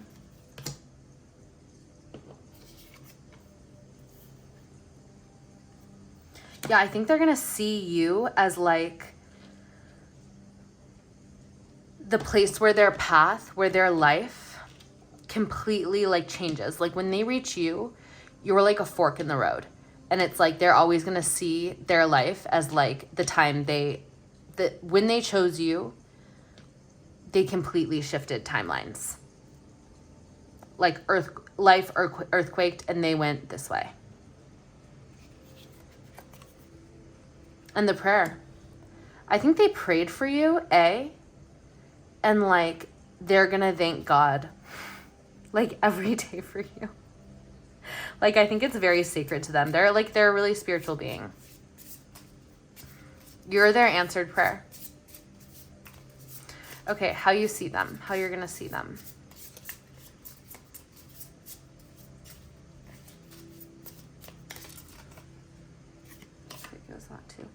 The river. Okay, so I think they're really going to like move you emotionally. Like, they're going to make you feel things in a way that no one else has ever, because I think you're somebody who's very composed and very put together. And this person you're going to be like, I did not even know I could feel the things that I'm feeling now. And I think both on an emotional level and on a sensual level and on a spiritual level, I think you're going to feel connected to divine energy like you never have before. And you're gonna like literally feel like the Holy Spirit is like flowing through you after meeting this person. I think it's gonna be quite crazy. Wow. Okay. And you also see them as like super ancient and super wise. And I just think it's kind of like very cool for you because you're so powerful and regal and composed and like you hold a lot of power. So it's like rare for you to meet somebody who makes you feel a sense of awe, because usually that's like what you evoke, and this person makes you feel a sense of awe, but it's because the kind of power that they hold is different than the kind of power that you hold. It is a power that is like unknown to you, but you start to receive it through association with them. Like it is a spiritual power. This is a very old soul. And they see things, they know things. Like this reminds me of the raven from, or like the, whatever the bird was from the Game of Thrones. Like the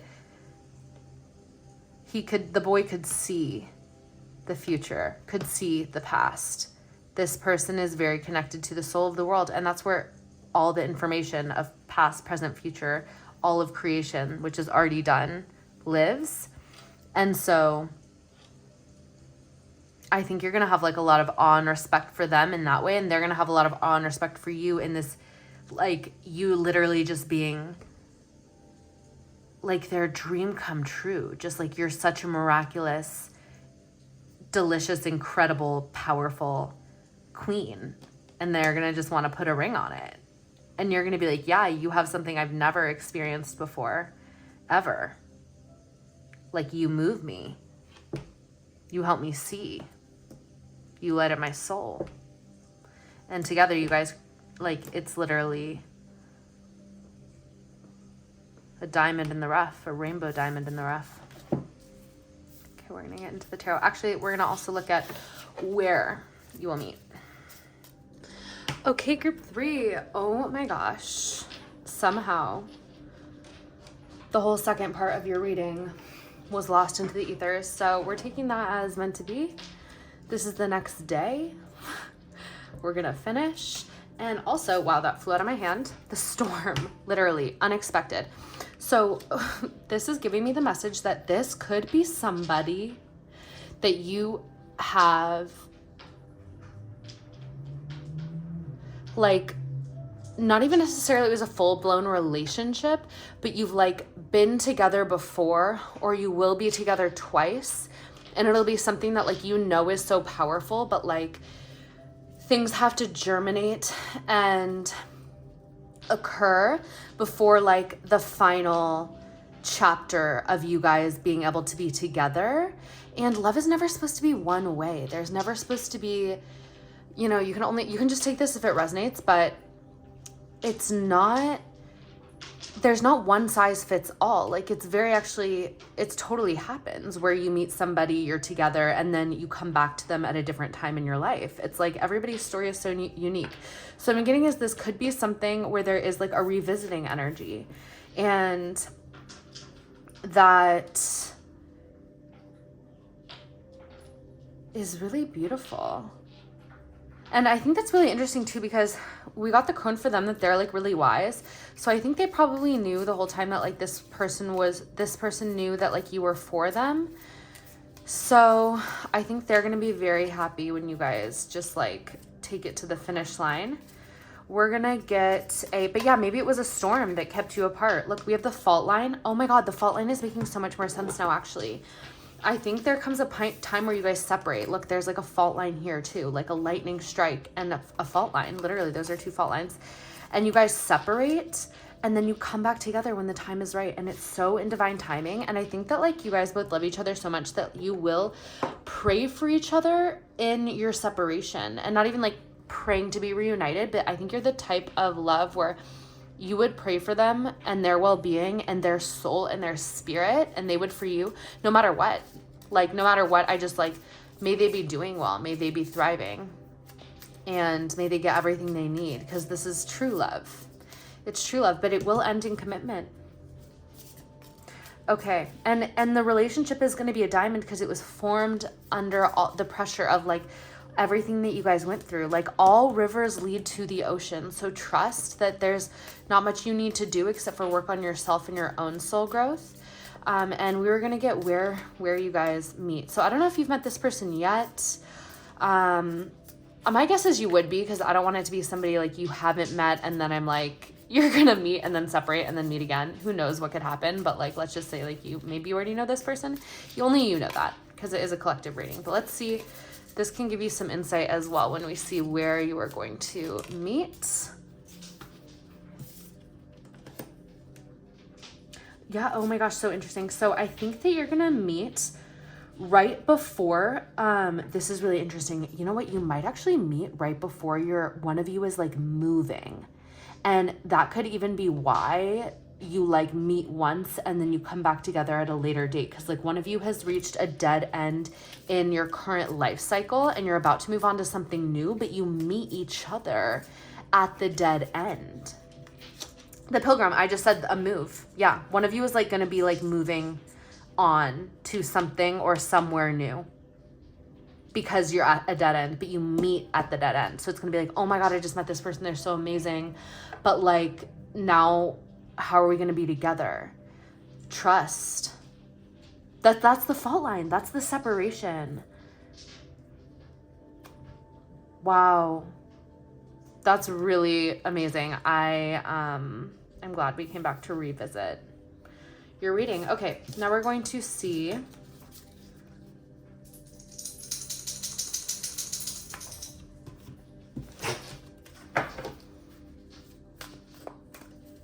the phase of life that you're in now and the phase of life that you'll be in when you meet them. Okay, you're in Two of Wands, so you're in a planning stage.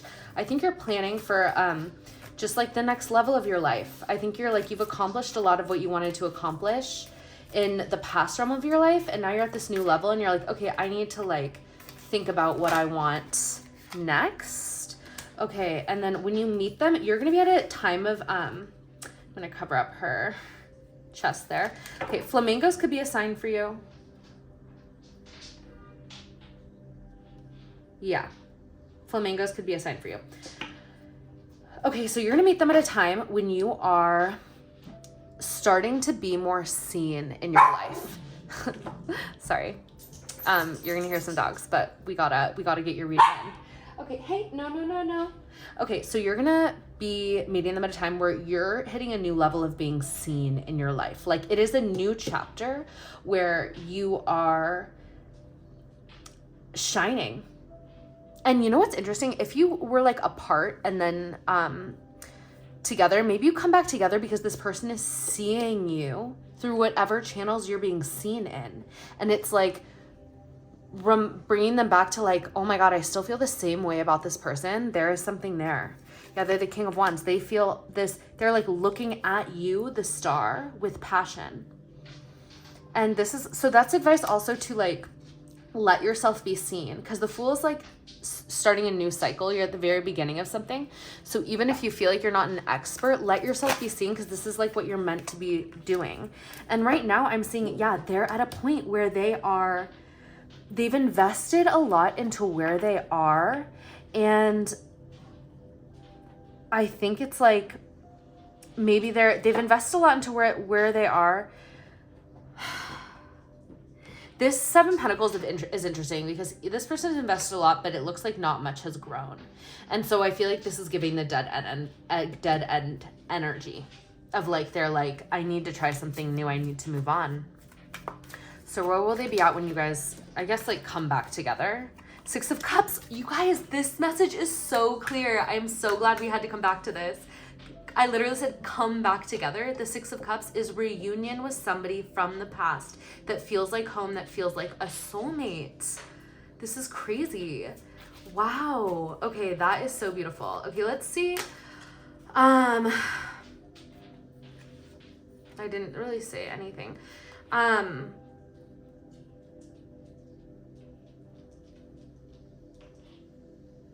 Yeah, look, this is you, I think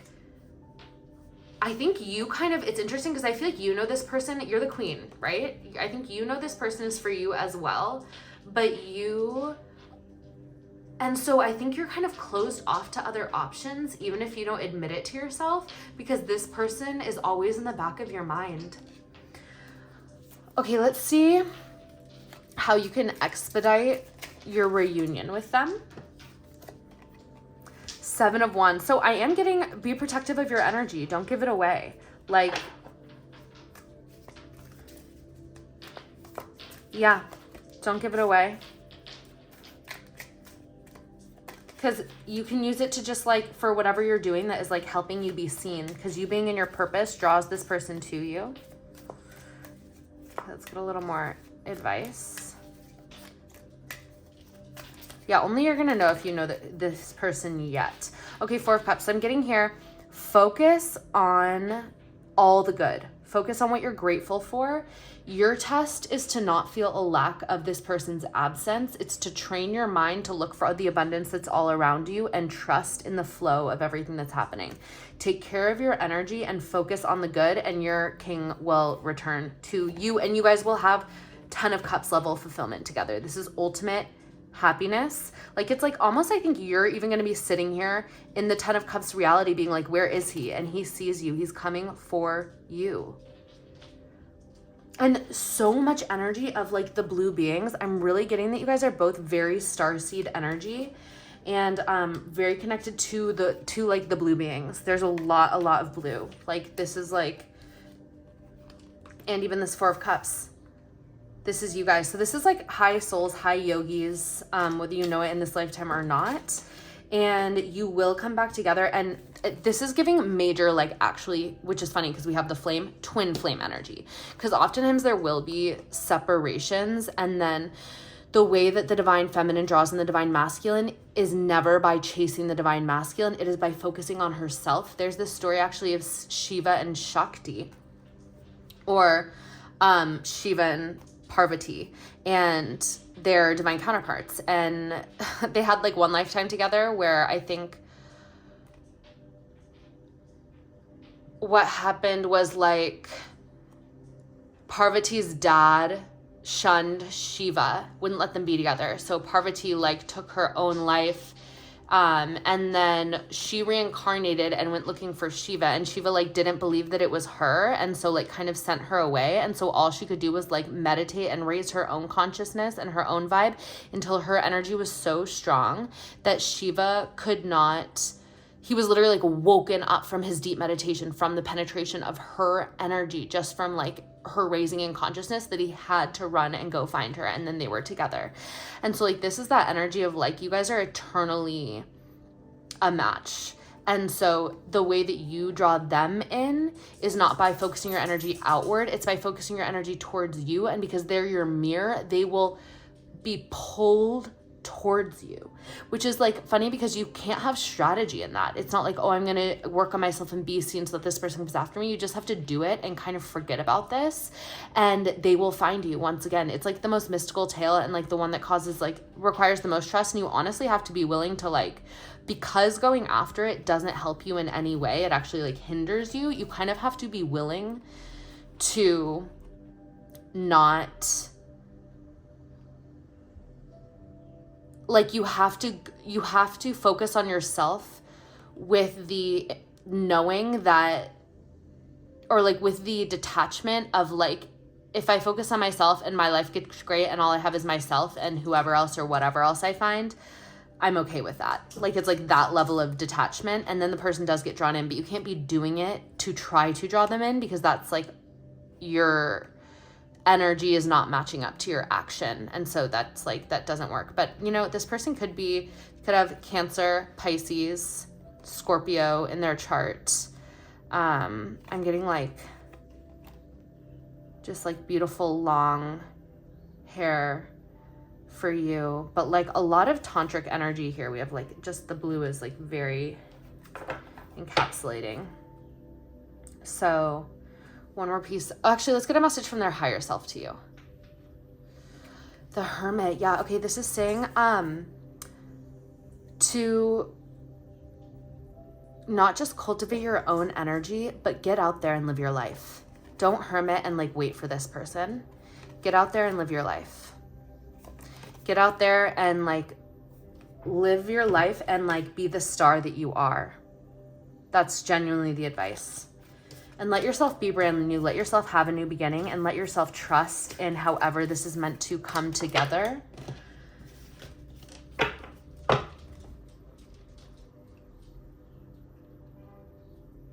Yeah, it's time to like don't let yourself be in a mental battle over this.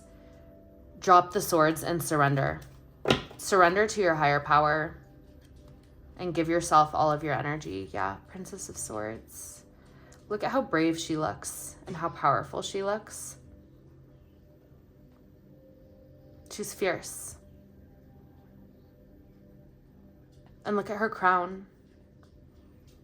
Once again, regal energy. Remember who you are. Never forget. Never forget who you are. You're the queen.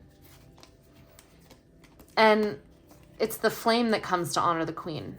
So they will find you. They'll come to you. Unless you're on the other side, in which case, go find your queen, flame. Okay, much, much love. What a pleasure to come back to this message. I will catch you on the next one. Okay, welcome pile 4. 4 for the heart chakra. I love it. I thought I was going to be too tired after the last pile, but we're going to keep going. Okay, your potion. Always faithful spell oil, 2 swans. This is giving strong, mate for life, divine union, divine energy. And also I'm getting swans. They say, I think, aren't they like ugly ducklings and they turn into swans? I think that like maybe both you and your partner, like you've really aged like fine wine, and you will continue to do so. So I think that like because of that, you're probably like humble, funny, awesome, and like also super hot, but it might have like, you might have grown into that later in life, and then you're gonna find each other and you're gonna be like, wow, how is somebody so hot and so humble, whoever you come into union with, and they're gonna be like, same for you, and then you'll be like, oh, it's because of everything we've been through. Oh my gosh, the sun. There is gonna be so much joy in this relationship because of who you both are. I think you guys both shine like the sun, but let's first look at the rune, which is the essence of your relationship together. And I've never pronounced these before, so pardon my rune pronunciation, but I'm getting, this is Onsu's, which is Odin. And it holds the energy of communication, signs, very cool. So you're gonna see a lot of signs and synchronicities around this person. When you start coming into union, it's like synchronicities are gonna be off the chart. Insight, true vision. So I think that it's gonna be so clear to you when you meet this person, who they are. and that they're the person who's meant for you, and same with them to you. And I think that the synchronicities you'll experience together are wild, and also like the revelation, the spiritual insight, the downloads. Like I feel like everything is going to become more clear when you're together, and you're also going to be really good at communicating with each other. And I think you'll also have a lot of psychic communication that can happen between you two. So like they'll know how you're feeling without you having to tell them. You'll be able to communicate without words is basically what I'm saying. And I'm also hearing that the gods favor you both. And so they really favor this relationship. And I'm seeing my angel tattoo in the video screen. You guys both give earth angel energy and like just very divinely favored energy. And that's also incredible because like the swans, they represent grace. They're like very divine energy. Like this swan icon, which by the way, why are my tattoos only becoming like kind of a topic of convo in this spread? But these are the swans. Alpha Omega, divine union. And these swans are also like the symbol for a bunch of different like spiritual schools. And like I can't remember the Swami that has what the school is called. I'm gonna have to just probably never tell you, but if you know, you know. He's like a yogi, it's not Satchidananda. I can't quite remember. But he has like a very powerful like spiritual institution that teaches like yoga nidra, and it's in the US. I don't believe he's alive anymore, but like the symbol is these two swans. And it's also a lot, I think, in stuff that Paramahansa Yogananda did. It's like very high divine union, very high souls. So you guys have both cleared a lot of karma, are both very pure, and that is why this union is going to be so profound, because there's going to be a lot to work through on a karmic level, but more it's like now you guys can just move in your dharma together, which is like creating something that is going to assist in bringing about the next era on planet Earth. And also I think a lot of that is just going to be sharing your vibration of joy, divine energy with the world, just by simply existing. Okay, let's see what the archetype of, these are the archetypes of you both, your core archetypes. So this is you. Oh yeah, and we got the empty room, which is interesting because like a room, it kind of like correlates to 4, like a structure. And then, oh my God, and we got the siren. This is such cool energy. So I'm getting for you, and BTW, this is the energy check. So if this doesn't relate to you, you can try another pile, or perhaps there's just not a pile in this reading for you, which is also okay. There are plenty of other readings on the channel. And also, you could relate to more the energy I'm referencing as them. It could be flipped. So if that's the case, just refer to yourself as them as I go through the rest of this, because it's just easier for me to refer to you as one of them. But if on the chance it is flipped, roll with it. But for you with empty room and siren, wait, first let's see what they have. The judge. Okay, cool. So I'm getting that you are powerful divine feminine energy. Like we're getting like the deep dark void of creation, creatrix energy. The place from which everything is birthed. Everything and nothing exists here. Anything can be created. It's such fertile ground. And then we're also getting the siren, which is literally the most magnetic divine feminine energy there is. Like you can draw anything to you. Your energy is powerful, and like it's almost like nobody can resist you if you really turn this power on, because you have this like mystical magnetism that like cannot even be put into words. It's enchanting, it is alluring, it is captivating, and it's almost like, but with the empty room, they're both a very similar energy. It's like with the empty room, I think people feel how insanely powerful you are, but like they can't place anything specific about you even.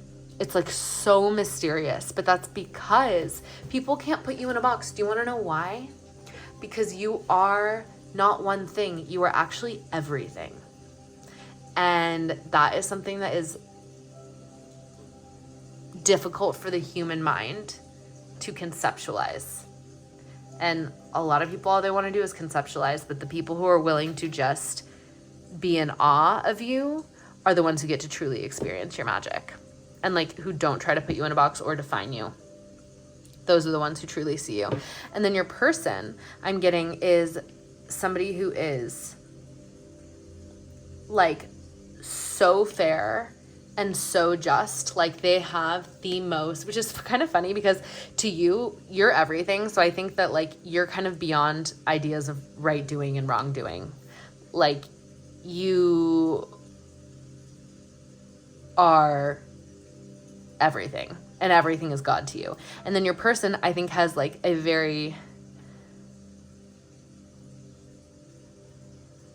like specific sense of a moral compass and integrity. And I think you really admire that about them. And then I think about you, they kind of admire that like you are like, you're beyond the lines that are made, and they are like, they strictly adhere to the lines, but it's just who they are. Like, it could be a Virgo, or they could have Virgo or Libra or something in their chart, and perhaps you have Scorpio, Pisces somewhere in your chart as well. This could be like Sun, Moon, Rising, Venus, Mars. And so where they see lines, you see like empty space. And I think that's what makes you two so drawn to each other, is like this polarity of energy between you. Okay, then I want to see the essence of your relationship. What is going to be the energy of the relationship? Because it is its own energy, it's its own consciousness. Wow, okay, we're getting the fault line. So, oh my gosh, oh my gosh, the fault line, the one, whoa.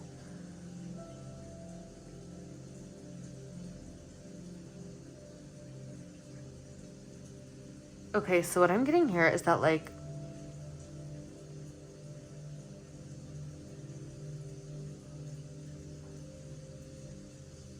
wow.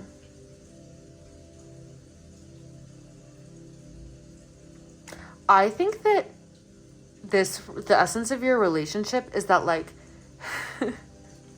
I think it's so powerful that it's going to change everything that you both like previously thought about life and bring you deeply into unity consciousness. And I think that you guys had this within you all along. Like I said, I think you're very old souls. But I think that like when you come together, it's gonna like crack your guys' ego, and it's gonna crumble, and you'll literally just be in this experience of oneness consciousness. And then that is gonna be like, I think the relationship, the energy of your relationship is actually going to do that for other people after that. Like the essence of your relationship is going to fracture egos and bring unity consciousness to people. That's really cool. Okay, now we're going to do how they see you and how you see them in a way that like only you guys can see each other, because you can see each other better than anyone else. So how they see you. They see you as the mystic, and how you see them. You see them as the apocalypse.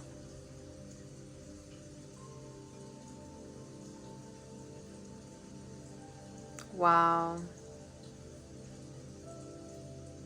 You know, that's really funny, because I think it's like, I think that you see in them that they have like such order in their lives. Like law and order, like, you know what I mean? Like organization, everything to a T. Like, I think you see that this is them compensating for like their deeply transformative and powerful like energy, that they're like tempering the chaos, and they like have to put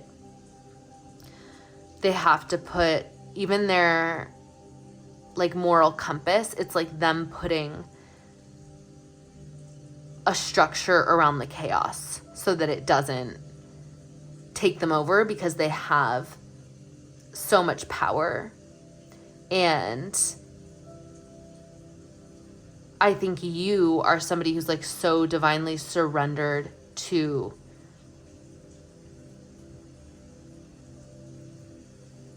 this incredibly powerful, like uncontrollable energy. And you hold it and you wield it with so much grace.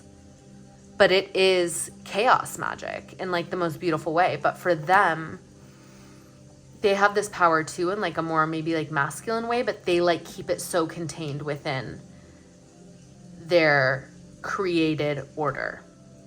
But you see them. You see what's truly there. And that is why you guys connect, because their true self recognizes you. And I'm not saying this is fake. I think it's like probably actually like very, you know, like they're probably meant to bring law and order to this so that they can contain this energy in the way that they're meant to and channel it in the way that they're meant to. But like you see them for who they truly are. Chaos magic sees chaos magic. Power sees power. And I think you respect how they keep it together. And I think it's like also beautiful for you. And you know what? You kind of keep it together too, because you have your deep, dark, feminine void in like it's in a room. It's still contained. But they see you for who you are, which is a very powerful mystic. I think they're very just so captivated by your mysticism. Like the siren is a mystical being. The empty room is like this great mystic mystery. But it's like, you know, the unknown, you see the unseen, and they like know the known. Like they can tell you conceptually exactly what they know and exactly what they think. And so it's just this like such incredible polarity. Like I think you respect that about them and they respect that about you, and together you guys like go beyond it all. And literally, I think when you're in each other's presence, it's probably going to be hard to like not just hang out in unity consciousness forever.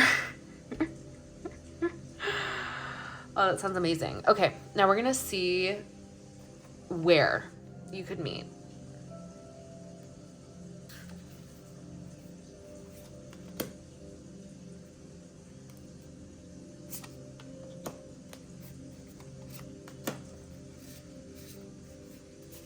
Okay.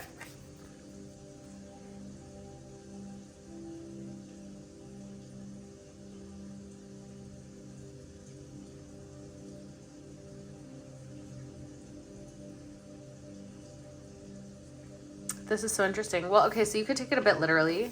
This is a group reading, so I'll give a few options. You could literally meet them on a mountain or at a place with mountains.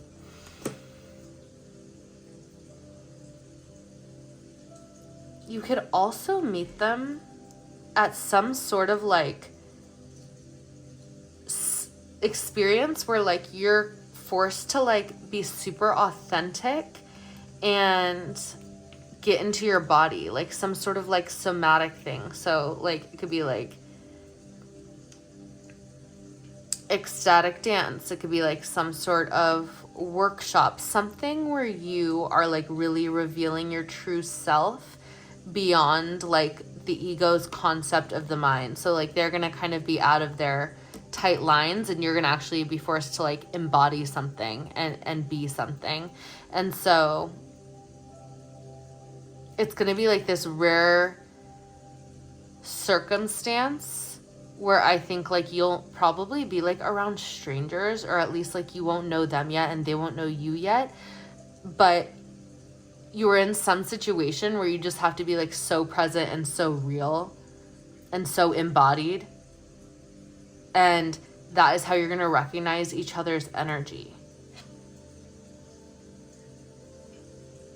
Very fascinating. Like, I just think of all the like workshops where I've been to where like you're around strangers, but you're doing some exercise and it's like almost easier because like you don't know anybody. So you're like, fuck it, I'm just like gonna like say whatever comes out of my mouth, or like that kind of vibe. Or you're in nature and you're just so authentically embodied, but it's like gonna be this moment where you two recognize each other because of that. And also if you've already met them, that could be a sign for you. Sorry, I mean, I keep like compulsively putting these away when I don't mean to, because I think it's nice for us to look at them. But pardon my chaos magic. I'm gonna start just like following the word chaos with magic from this point forward. Okay, we're gonna use the tarot for you, and we have the Gold Rider Waite, which really wanted to be used. Wow. Why you do me like that? Why do you got a 10 of swords us? It's upside down though. Okay, so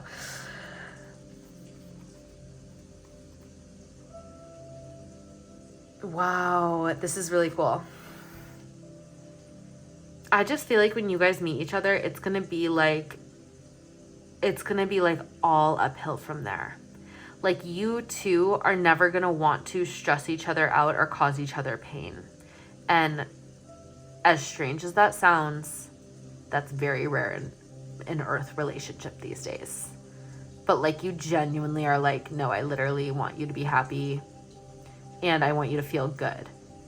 And there's not going to be your demons fighting their demons. Like, you're going to be able to work through things healthily, and it's going to be really beautiful. Okay, we're going to see what phase of life that you are in before that you're in now, and that you'll be in when you come into union. And then we're going to do the same for them. The sun just like literally just is having a heyday with y'all. It's like, just let me make myself be seen as the absolute essence of this relationship. Okay, so phase of life that you are in now.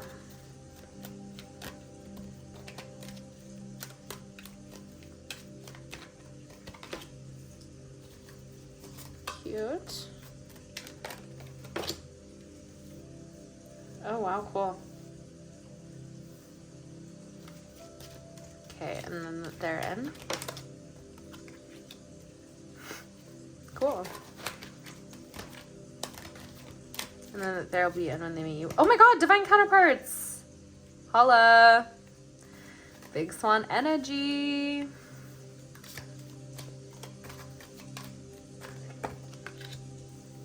Okay.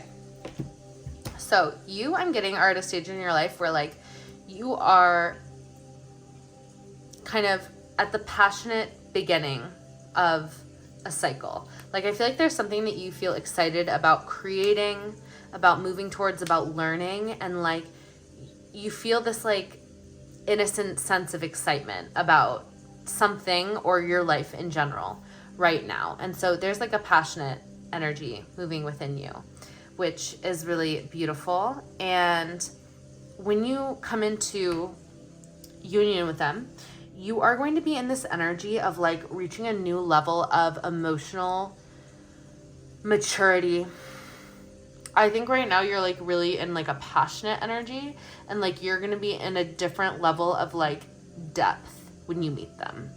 Like, I think it's like not only is your heart open, but I think you've become just like more empathetic, creative, intuitive, considerate. Like, it's almost like you've reached, it's really this like mature energy that I'm sensing.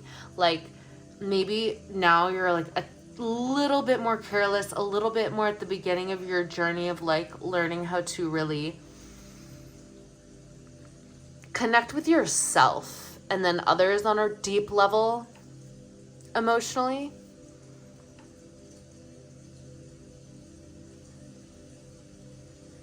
And you really are going to,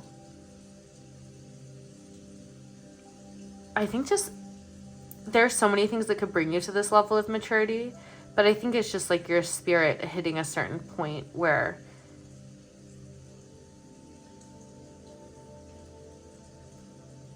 these kinds of things become more precious to you. And maybe it's because like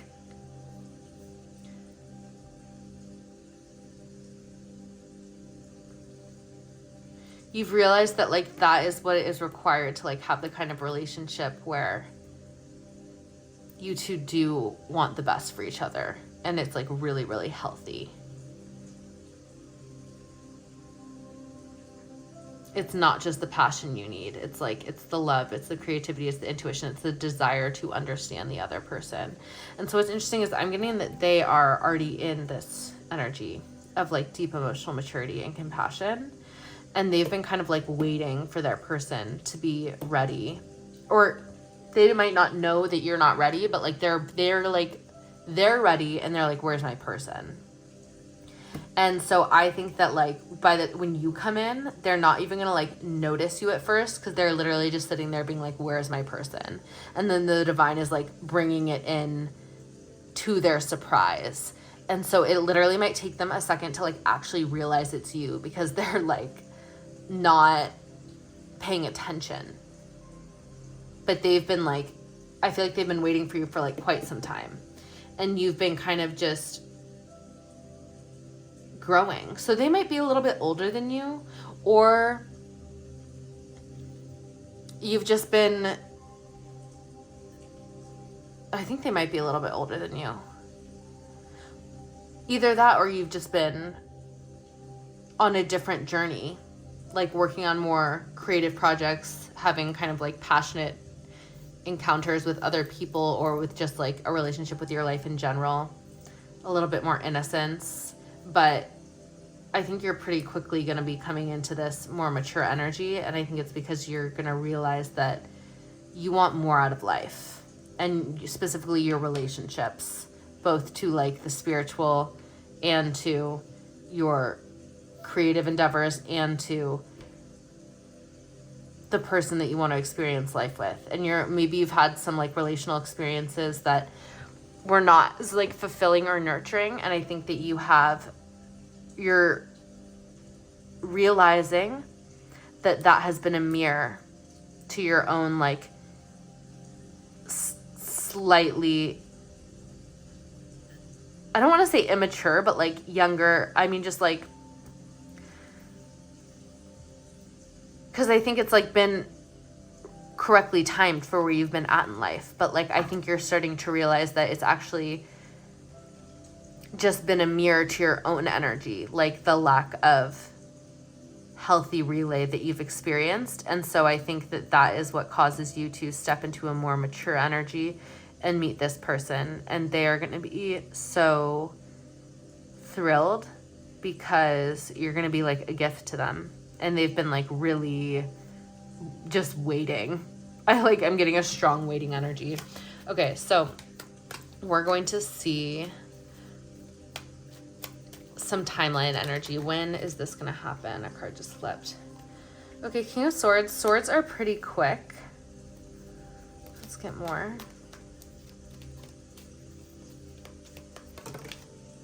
Knight of Swords, pretty quick. We're getting, oh, Queen of Pentacles and Knight of Pentacles.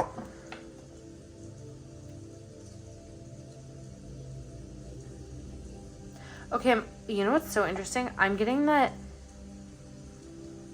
first of all, these somehow ended up over here and these ended up over here. So I'm getting that like first of all, you taking ownership over coming into this level of more emotional maturity is what is going to make this occur faster, and divine timing happening faster. So that means saying no to things that aren't serving you, saying like not giving away to instant gratification all the time, but like cultivating your ability to connect, communicate, empathize, all these things. And what I'm getting to is that like you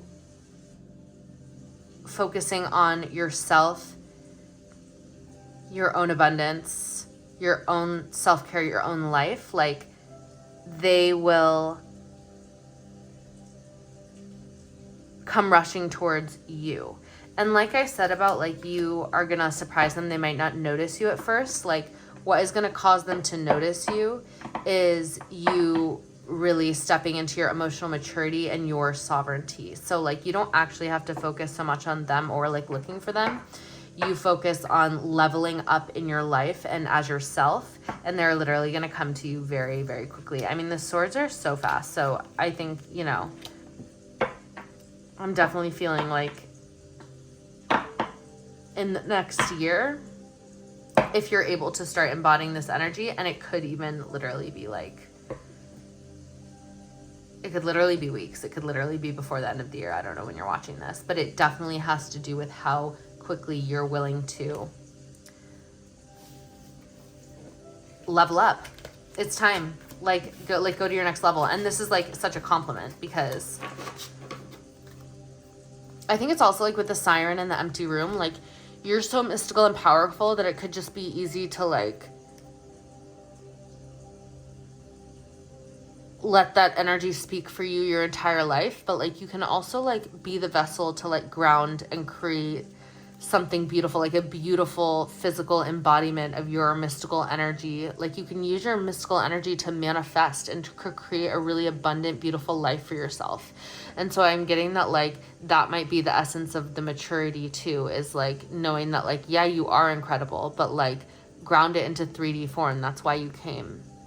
And that is going to help this person to see you and be drawn to you and recognize you and come towards you, because you know how incredible you are and how incredible your soul is.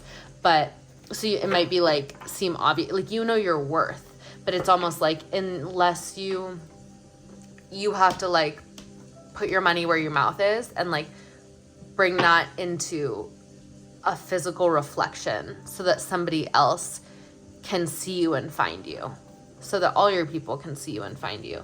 Okay, we're getting, signs that you'll see when you're meeting them so that you know it's them. Well, I think they'll be protective of you. Another sign, doves.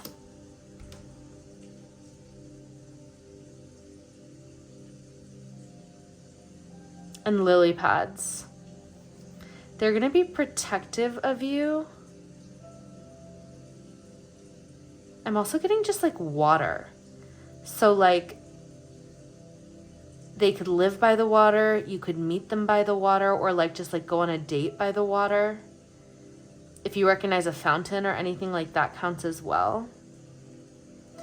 But yeah, I think you're going to notice that you're going to feel safe around them and they're going to feel protective of you.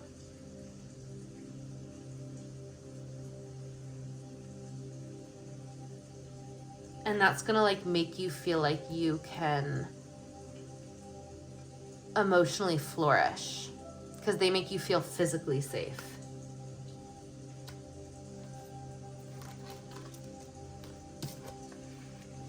Yeah, like I said. Yeah. They're going to protect you. And I think that's going to help you open up emotionally. So cute. It's gonna like make you feel like your inner child is safe. And I think you're really gonna make them feel like so alive again. Really beautiful. Okay, yay. I want to just get one more. I think I'm going to finish with you tonight. So let's just get one more. Let's ask a message from their higher self to you. It's this one. The stone.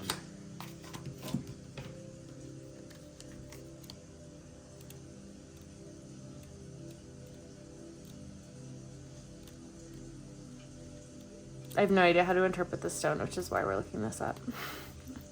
The eternal, the anchor, the rock. The stone holds psychic and literal weight, the energy of permanence, concreteness, reliability, literally swan's mate for life. The stone's ability to transform is nearly imperceptible to us.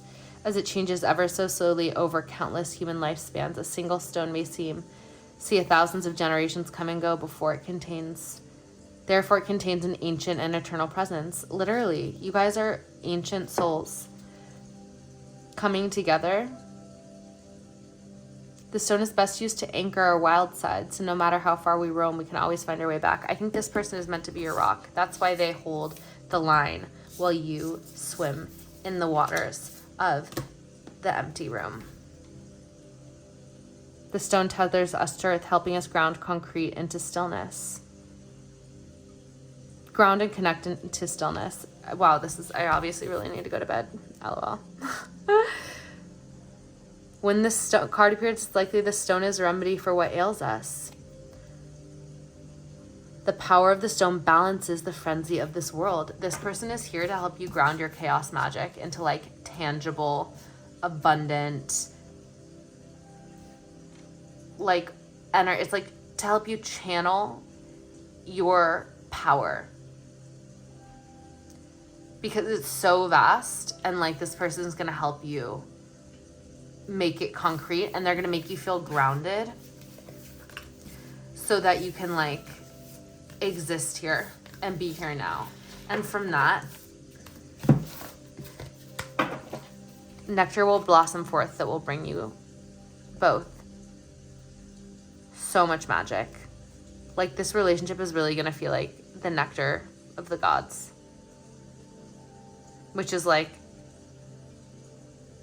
the legitimate experience of divine ecstasy. So, casual, not casual. Y'all are endgame for each other. Endgame for each other.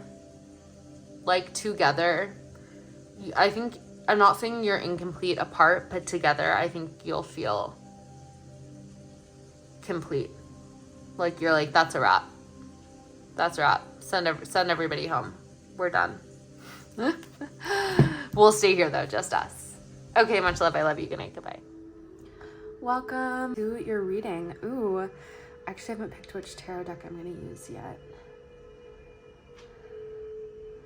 Let's see. Okay, we're going to use the Arcanum Tarot for you. So, I'm getting really potent and powerful vibes. Oh my gosh, one tarot card did not come over. So let's just grok this energy, the energy of the Empress. Powerful divine feminine energy. She holds the frequency of all the queens. So I'm kind of getting ancient queen energy from this group. Like queen energy coming from ancient civilizations. I actually have a different sound frequency track playing today relative to yesterday when I did the first 4 piles. And it's a Lumerian sound code frequency. And now we're getting this highly regal energy. And then also the potion that you picked, this is frankincense and myrrh, which is very connected to, I mean, honestly, a lot of the mystery school lineages that I think all originally span from Isis and Hathor lineages from Egypt. You know, all the Magdalene energy comes from there. And a lot of the divine feminine priestess lineages span from there. And I'm sure that even has deeper roots, like from Lemuria, Atlantis, off-planet, etc. So I'm getting like highly regal, mystical, powerful, ancient energy from this group already. High intuition and high mystical powers. That's power to see, to manifest, to alchemize, to transmute, to elevate energy, to bring energy up the chakras, to use any energy for the purpose of higher conscious awakening and communion with the divine. That kind of alchemy. And for your rune, which I'm prefacing in all the piles that I've never pronounced these before, so I'm really winging it. Nothies, which means need. So I'm getting, with this being the energy of the relationship that is created from between you and your divine union, there's like a third energy that's created, and that's the relationship. And for it, we're getting need. And what's interesting, actually, what's coming through for this is that I think that your divine union is something that really helps to ground you into the here and now, and like provides exactly what you need in the physical realm to feel safe enough to blossom into your like full spiritual purpose, your full destiny, whatever it is for you. If it's in alignment with your soul, it's your spiritual purpose. It doesn't matter, no matter how like earthly or mundane it is. You know if it's your destiny because it feels in alignment to you. And I'm getting that like you have so much power to channel, that like this union provides for all of your needs. It like allows you to be safe and secure here so that you can tap in and allow in all the divine energy that you're meant to bring to the planet here and now. Because it is an illusion that, you know, you have to do it all on your own. We're literally all one, you know? And so there is a relationship that you have that is contracted to help support you in bringing through your mission. Okay, let's see what the archetypes are for you both. The first one is going to be you, and we're getting the King, and we got the Empress. So even though the Empress is divine feminine, overall the energy is just like regal, royal, sovereign, influential, powerful, and like a channel between the divine and like the earthly realm. Like people will receive from you so much of what you receive from the divine. Like you're gonna be an official or unofficial authority figure that provides higher energetic codes, activations, knowledge, wisdom, whether like it's expressed as that or it's totally cloaked in a different costume. That's like what's happening metaphysically behind the scenes. And they are going to be gnosis. So they are somebody who, like, you are somebody who, and by the way, this is the energy check. So if it doesn't resonate, you can always pick a different pile, or the energy could be flipped. So if this is you instead, just listen to the reading as if this person is you, because that can happen as well. But this is easiest for me to be able to translate. So they're somebody who just knows. Like they don't need to read a million books. They don't need to have some guru tell them a million things. They don't even need to like explain themselves. They were born with a knowing. They have a knowing, and they will always have this knowing. They don't have to like see signs to believe. They don't have to hear messages to believe. They're a knower. They've reached a state of gnosis, which is like an experience of embodied wisdom of the way that like life works and the universe operates. So they're not going to be somebody who you find explaining themselves a lot, talking too much, or like exhibiting any sort of naivete in their life. Honestly, they walk with a knowing, and that is that. And I think that's going to be part of like what is so grounding for you in the relationship, because you're somebody who like is an embodiment of sovereignty, and who people like really look to as an embodiment of like divinity in human form. Like people look to you for answers. People look to you for direction. People look to your energy to receive what they need. And like they look to you as an example. And this can be like this is very powerful. It's what you were made for, but it can be a lot of pressure in a way. And this is the perfect person for you because they don't need anything from you. They're whole and complete, and they also see you for who you actually are. Because like if you think of like a royal archetype, they have both, like they obviously have their front-facing persona, which is like very much for a reason. Masks, there's not always a problem with a mask, you know?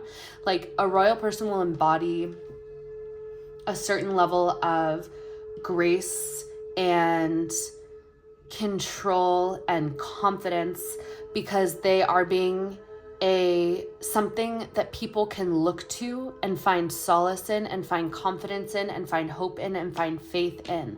But they also have the part of them that is their inner child, the part of them that likes to be a little wild and crazy, the part of them that sometimes is scared.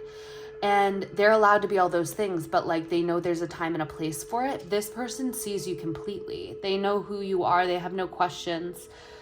They have no more questions for you. Like it's not somebody where you'll get home and they're going to berate you more than like after you've already given so much of yourself to the world. It's like you could fall into the peace of their knowing, of their gnosis, and be completely restored. So this is like a really wise ancient person. And you know what's also really interesting is that like the kings and the queens, they always used to have like a mystic or a wise person on their council who would be like, you know, Merlin, for example. They would be a druid. They would be a priestess of Avalon. They would be a seer. They would be a psychic. They would be an astrologer, and they would decipher the things for them and help them rule the realm. And those positions were separate for a reason, because we're obviously all everything on a grand scale. If we're all God, but we're acting out different parts of God, we came down in here to like play different parts. And so these parts were separate so that they could accomplish one grander goal, but like not everybody in this finite realm, you don't want to have to play a million roles. And so it's like, I feel like you guys are a team in that way, that like you rule and you're seen, and they don't have to be seen, but they know. And so therefore they're the perfect partner for you ruling. And then once again, we have the Empress. So I think like this is a very like influential relationship. You guys will have a lot of influence on the collective. And once again, I'm just taking back to the frankincense and myrrh. Perhaps even in a past lifetime, like in Egypt or in any other kind of past lifetime, you guys played these roles as well. One of you as a royal and one of you as a seer mystic that provided guidance. And you know, you could have had the roles reversed, or you could have had the roles as they are now, but I'm assuming you most likely were also together in this past lifetime, like maybe in secret, because it wasn't acceptable. I don't think it was acceptable back then for that sort of thing to happen. So whether it was in secret or not, I'm guessing you guys have played these kinds of roles before. Oh my God. I'm so sorry, but these are the ultimate divine feminine and divine masculine counterparts. And like I said, how this relationship was going to hold you down, it's going to hold them down too, actually, because like they're somebody who's like so immersed in the knowing of all that like you're such a grounded force of divine energy, and like you are somebody who's like comfortable with like a physical earthly kingdom, and that's going to provide them a lot of grounding too. But like literally royalty, sovereignty, rulers of the realm. The emperor represents all the kings in the tarot, the kings of all the elements, the king of earth, the king of air, the king of water, the king of fire. The empress represents the combination of the queen of earth, the queen of fire, the queen of water, the queen of air. Ultimate divine union. Ultimate royalty. Wow. Okay. We're gonna now see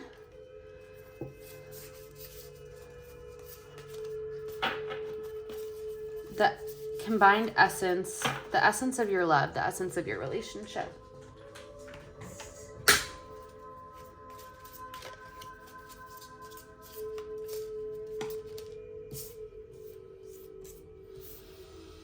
The medallion. Oh, wow. And the venom. This is really cool. I want to see the meaning of the venom. With the medallion, I'm getting, the medallion is something that's earned. I'm getting that you guys have earned this incarnation together. I'm guessing it's going to be a lot more peaceful than previous incarnations you guys have experienced. And it's really this time where you get to embody your divine gifts and offer a service to humanity, but you're also granted the ability to enjoy each other and enjoy this life together. It's like the life where you guys get yours together and you've earned it. So let yourself enjoy it. Let yourself have this. But let's see about the venom. This is Kim Krantz Pocket Archetypes deck, by the way. All of her pocket decks, The Wild Unknown, are so good. I really like the pocket version. Okay. The venom is the poison, the curse, the toxin. Much to our dismay, the venom is always lurking in the shadows in one form or another. Thankfully, the cycle of purification and detoxification comes so naturally that it is built into our every exhale. We breathe out carbon dioxide and the plants return to us as oxygen. Archetypal venom is rarely remedied as easily. However, it can come in potent forms and quantities that are deeply damaging to us in the world. When the venom card appears, there is a harmful substance in our psychic realm that must be identified. Perhaps your words have a sting of poison about them. Perhaps a relationship is slowly draining your reserves. Acknowledgement is the first step. Change is the second. The remedy will reveal itself in time, and with it, forgiveness. You know, I'm getting a couple things from this.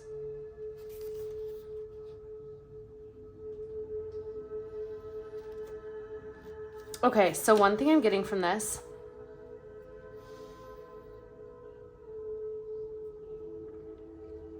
one possibility from this is that like before getting into this divine union partnership,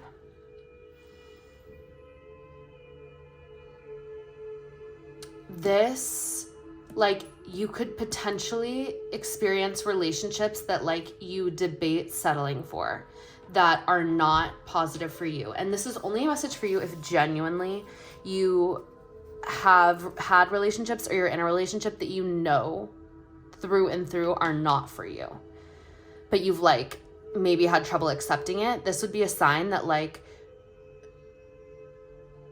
giving up the venom, stopping the cycle, stopping the chain reaction is what's going to lead you to the reward of your true divine partnership.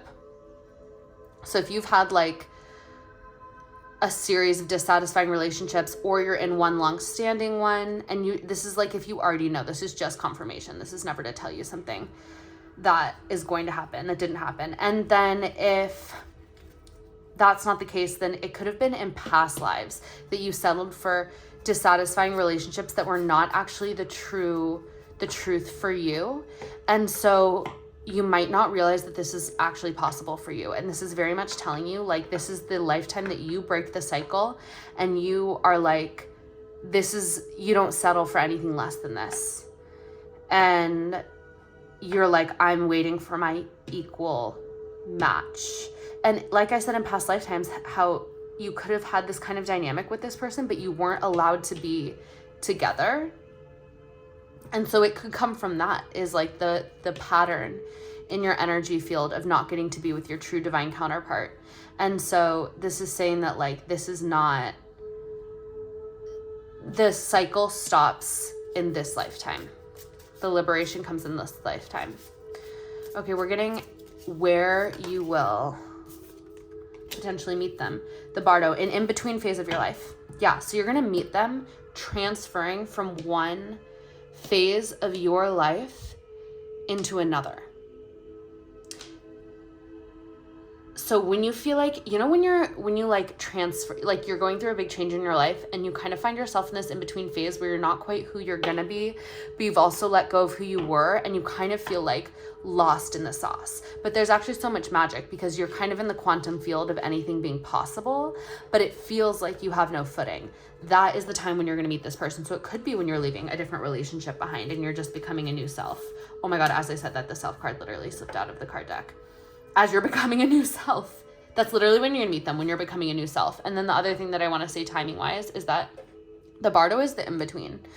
And so one thing, well, it could be the Bardo, I feel like energy is very present around All Hallows, so end of October through like the end of November.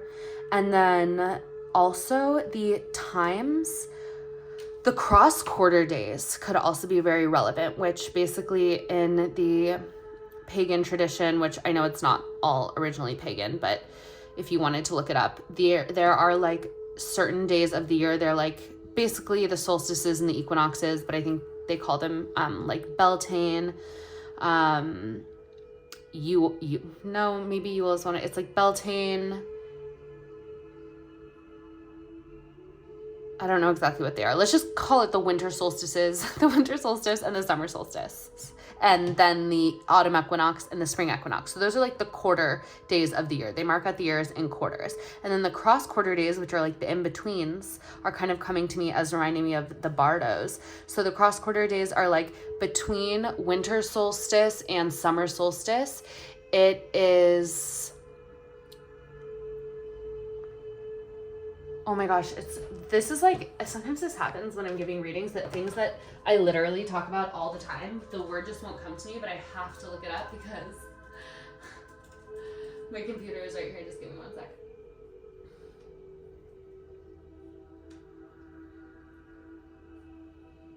Okay, the cross quarter, I was thinking of Imbolc. So Imbolc happens in between the winter solstice and the spring equinox. Beltane happens in between the spring equinox and the summer solstice.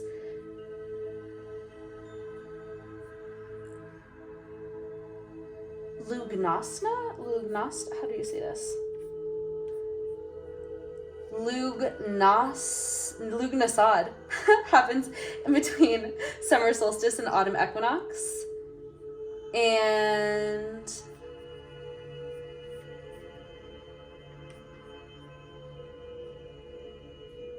that's that. Samhain happens in between autumn equinox and winter solstice. Okay, thanks for letting me take that interlude. So you could meet them at a relevant cross quarter day. And you know how I was saying, oh my God, you guys, thanks for hanging out with me because I really just...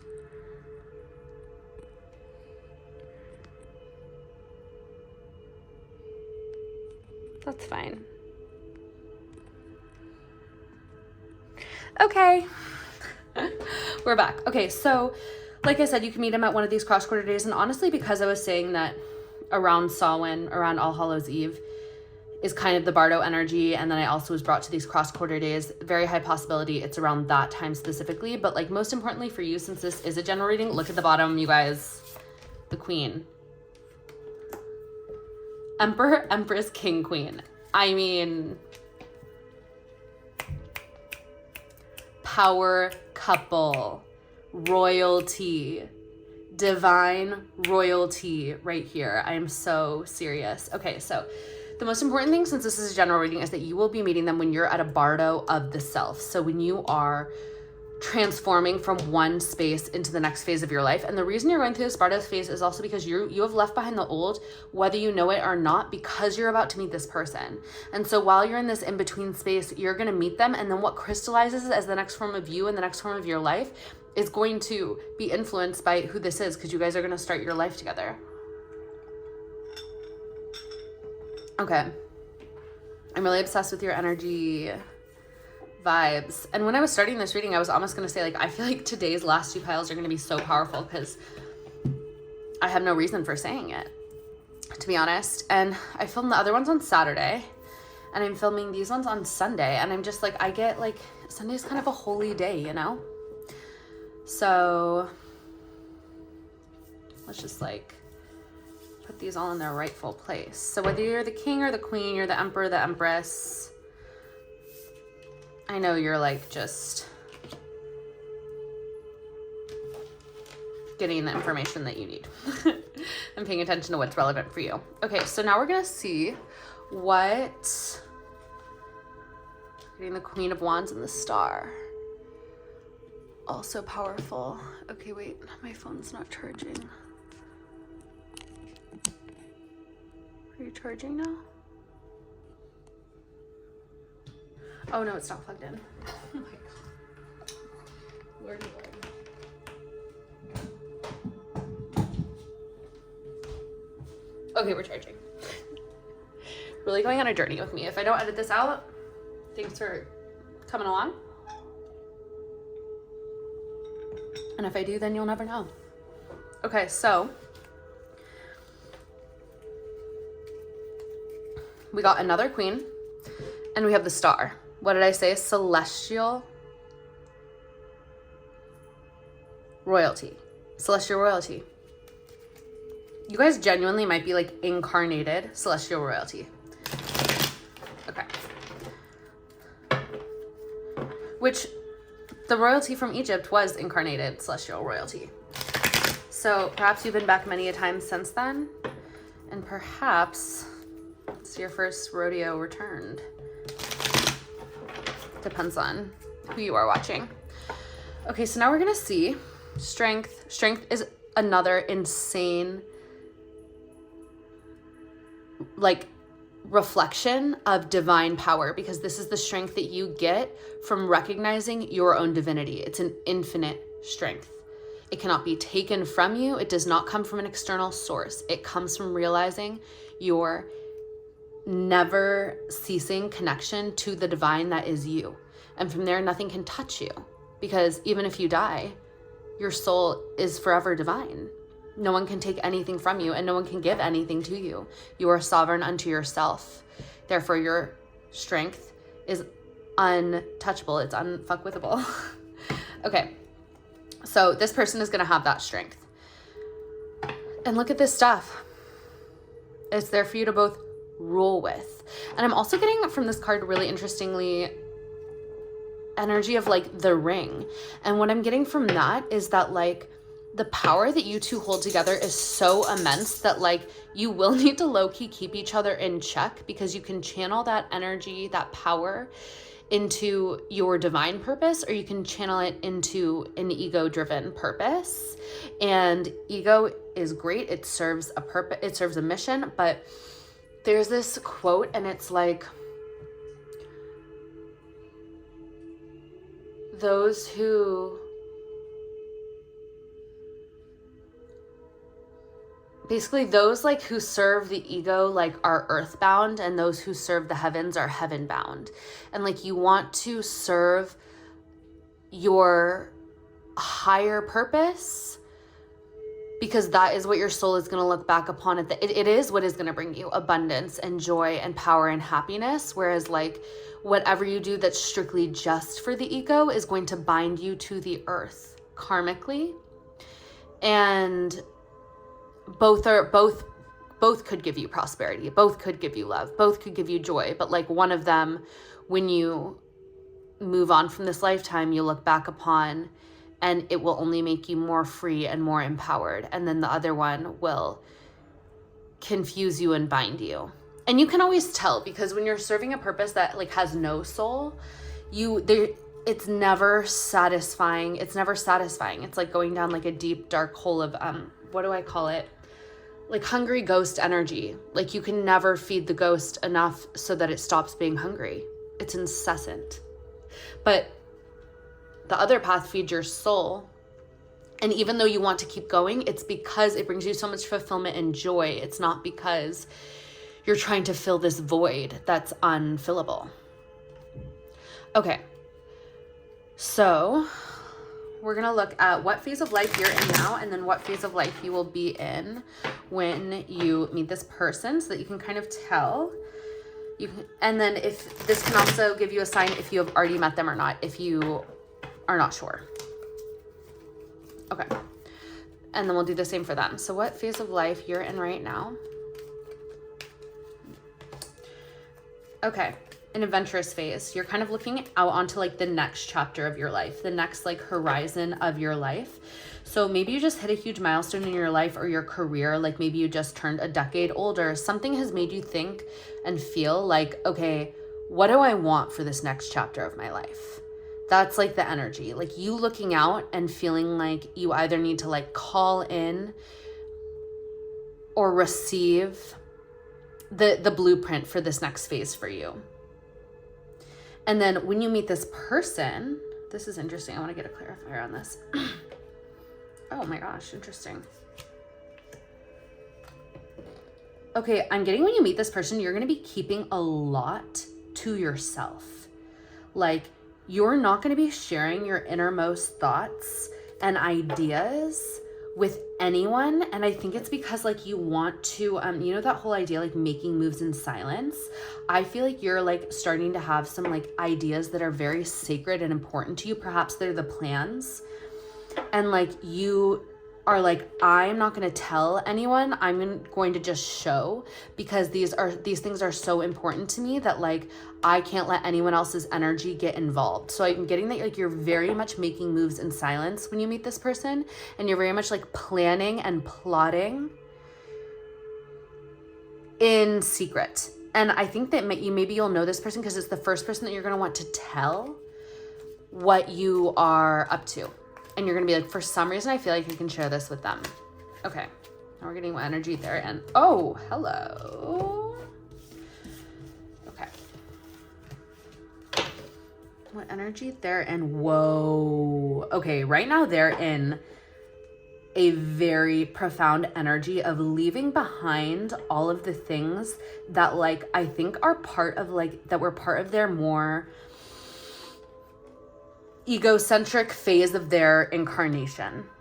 I think that they are like, they have been brought revelation of like more of their true purpose and like their need to live their life in integrity with their own soul, because like the clock is ticking. And I think they've just like had a come to Jesus moment almost about where they're going and what they're up to. And I'm actually really proud of them because I feel like they have, the second they heard the trumpets blow and call judgment on their life and provided them this divine revelation of like probably all the stuff around them that was not in alignment and not in integrity with them, they immediately got into the chariot and let it carry them forward. So they actually might be somebody who's like also kind of moving on their own because they had to leave a lot of things behind to actually like accept this new path of higher alignment with like a higher purpose and a higher path. So, oh my gosh. Okay, what do I take? I feel like I just like, I don't want all these undercards. So I'm just going to take these of where they'll be when you meet them. Okay, so like, oh, I have chills. Okay, so you guys have such powerful energy, I just have to say. Okay, so like I said, that they were leaving things behind. This Five of Swords, it's like anything that was causing them, I think they're seeing that it's they see that it's like no longer worth fighting with anything in their reality that's not in alignment. The better course of action is to just move on and bring their attention away from all of those things, which is very smart because what you focus on grows. And that is like a law of the universe that most people, I don't think the majority of people know. And so they just continually create more chaos because we're almost more encouraged to like focus on the things that are a problem. Whereas that's kind of like a matrix. What is it called? It's like kind of like a psyop, because actually the best thing to do is just like pretend they're not there, look away and move forward, like on the chariot. So he's seeing that. I think he's seeing like, I'm over trying to change things and I'm just going to move forward on my own. And so what I'm getting here is that this is really interesting energy. So what I'm getting is that when you guys come into union, this is the energy of somebody manifesting for themselves, and it's reversed. And this is the energy of the wheel, the cosmic wheel, the great divine hand of destiny beyond us turning. We have no control, but it is happening in our favor. What I'm getting is this person is going through a massive change, a massive shift, and it's not by their own hand. It's literally by a hand beyond them. And I think that's also, you know, what's so interesting is I think that like this judgment got called in their life. They got revelation, they got insight. It's almost like somebody who like all of a sudden they just wake up and they're like, oh my God, how did I not see all of this stuff that was happening around me that is not in alignment with me? And they're deciding like, I'm not going to fight it. I'm not going to try to change anyone. I'm just going to move forward on my chariot and let the divine carry them forward. And because they did this, the wheel of fate, like the wheel of destiny was like, good freaking job. You freed yourself. Now we're going to reach down, spin this wheel, and you are going to land in a completely different life. You are having a change of fate, a change of destiny, and you don't have to do a single thing because you left it all behind and you moved forward. You passed the test. You heard the call and you did not hesitate. That's what I'm getting. I literally have such crazy chills. This person did not hesitate. There's like literally chills all over my body. So you're going to meet them at a time when like everything has changed for them. Like they're going to tell you that, and you know what's interesting too is like this wheel of fortune, it can look like something, it could be anything that happens, whether it seems good or bad, that like somehow brought about this like crazy change in their lifestyle, the way they live, the way they see the world, where they live. It could be any of these things. But like, for example, like sometimes you hear somebody getting an injury and they think it's the worst thing in the world, but then like 6 months later, they're like literally so locked in, have like gotten rid of so many things in their life that were not positive. Or it could be somebody who like gets a new job, moves across the world. Either way, it's like, it's something that happens beyond their control and it ends up in just like completely changing their life, their outlook, their demeanor, everything. So they're going to tell you about this change that they went through and about how it was beyond them, but about how they like everything is different now and how it happened very, very, very quickly.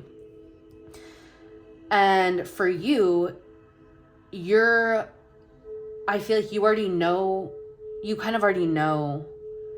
I think you're kind of already like locked in, you know a lot about like the laws of the universe, the way things work. So that's why you're keeping things to yourself right now. And you know what else I'm getting about this is that you're not going to want to tell people about this relationship right away.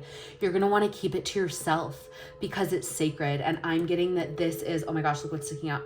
Page of Cups. Yeah. So any sort of like emotional, like when you guys start to kind of connect on like an emotional romantic level, you're not going to want to tell people. And this is confirmation. Do keep it private for a while. Let the seed like germinate. Yeah, literally. Hangman. Like pause and don't shout it from the rooftops. Let the divine kind of infuse it with energy and power as this connection, this relationship stabilizes. Okay. Let's see. I just want to turn all these.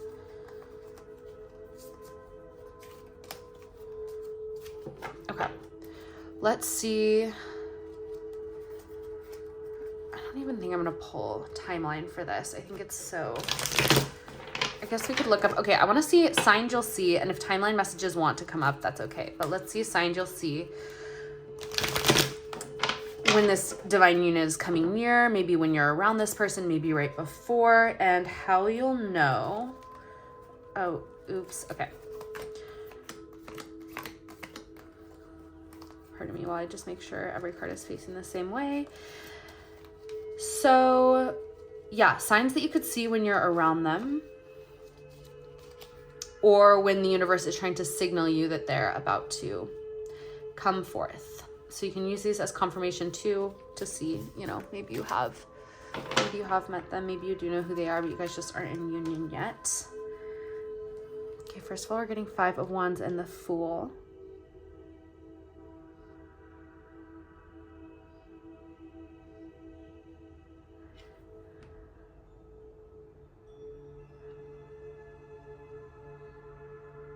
The Fools, you guys both, like I said, are like kind of have just gone through a major transition.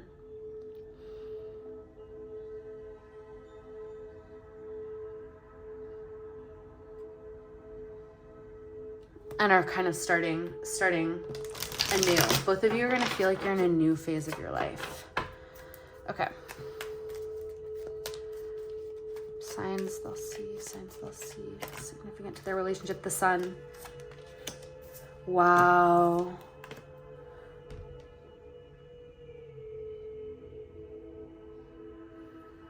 Okay, I'm getting Aquarius, Pisces energy here.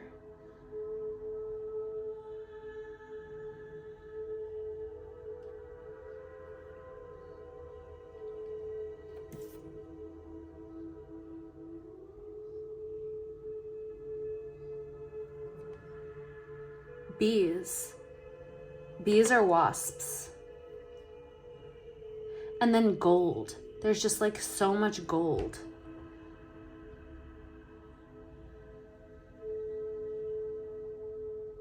But the sun is like literally another like such happy. It's like the happiest card in the deck. It's such a good romance energy. And then the Ace of Pentacles. You guys are going to begin like your kingdom in this lifetime together. So gold coins, gold in general, Pisces, Aquarius, bees, and then also roses. Yellow roses, red roses, and blue roses. And I feel like when you see them, or them for you or you for them, you're gonna see like almost like in your mind's eye, if you're a visual person, a path opening up that you never had seen before. So like a new way that like your life could unfold that you'd never seen this vision before. But it's so clear when you see them, like a way that your whole life could work out together. It's like you literally just like can see it all of a sudden. You're like, whoa, oh my God, I never, maybe you had visions for yourself or like a different kind of relationship, but like this is going to gift you something so brand new. Okay, we're getting 8 of Wands, and before we were getting 5 of Wands.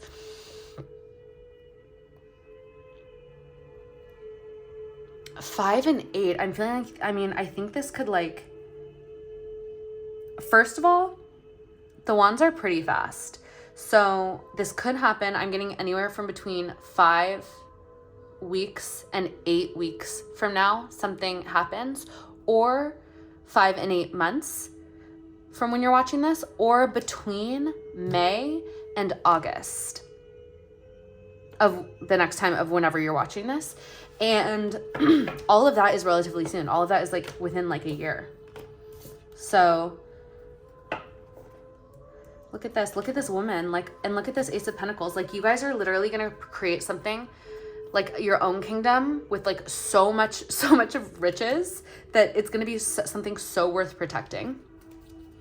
And you guys have that fierce like protective energy of like, you're going to protect your people. You're going to protect your money. Yeah. This is like, you're going to know so clearly that this is your person. There's going to be no guess. So like I said before, if like you're not clear and like you're in a relationship that doesn't feel healthy, that's the venom.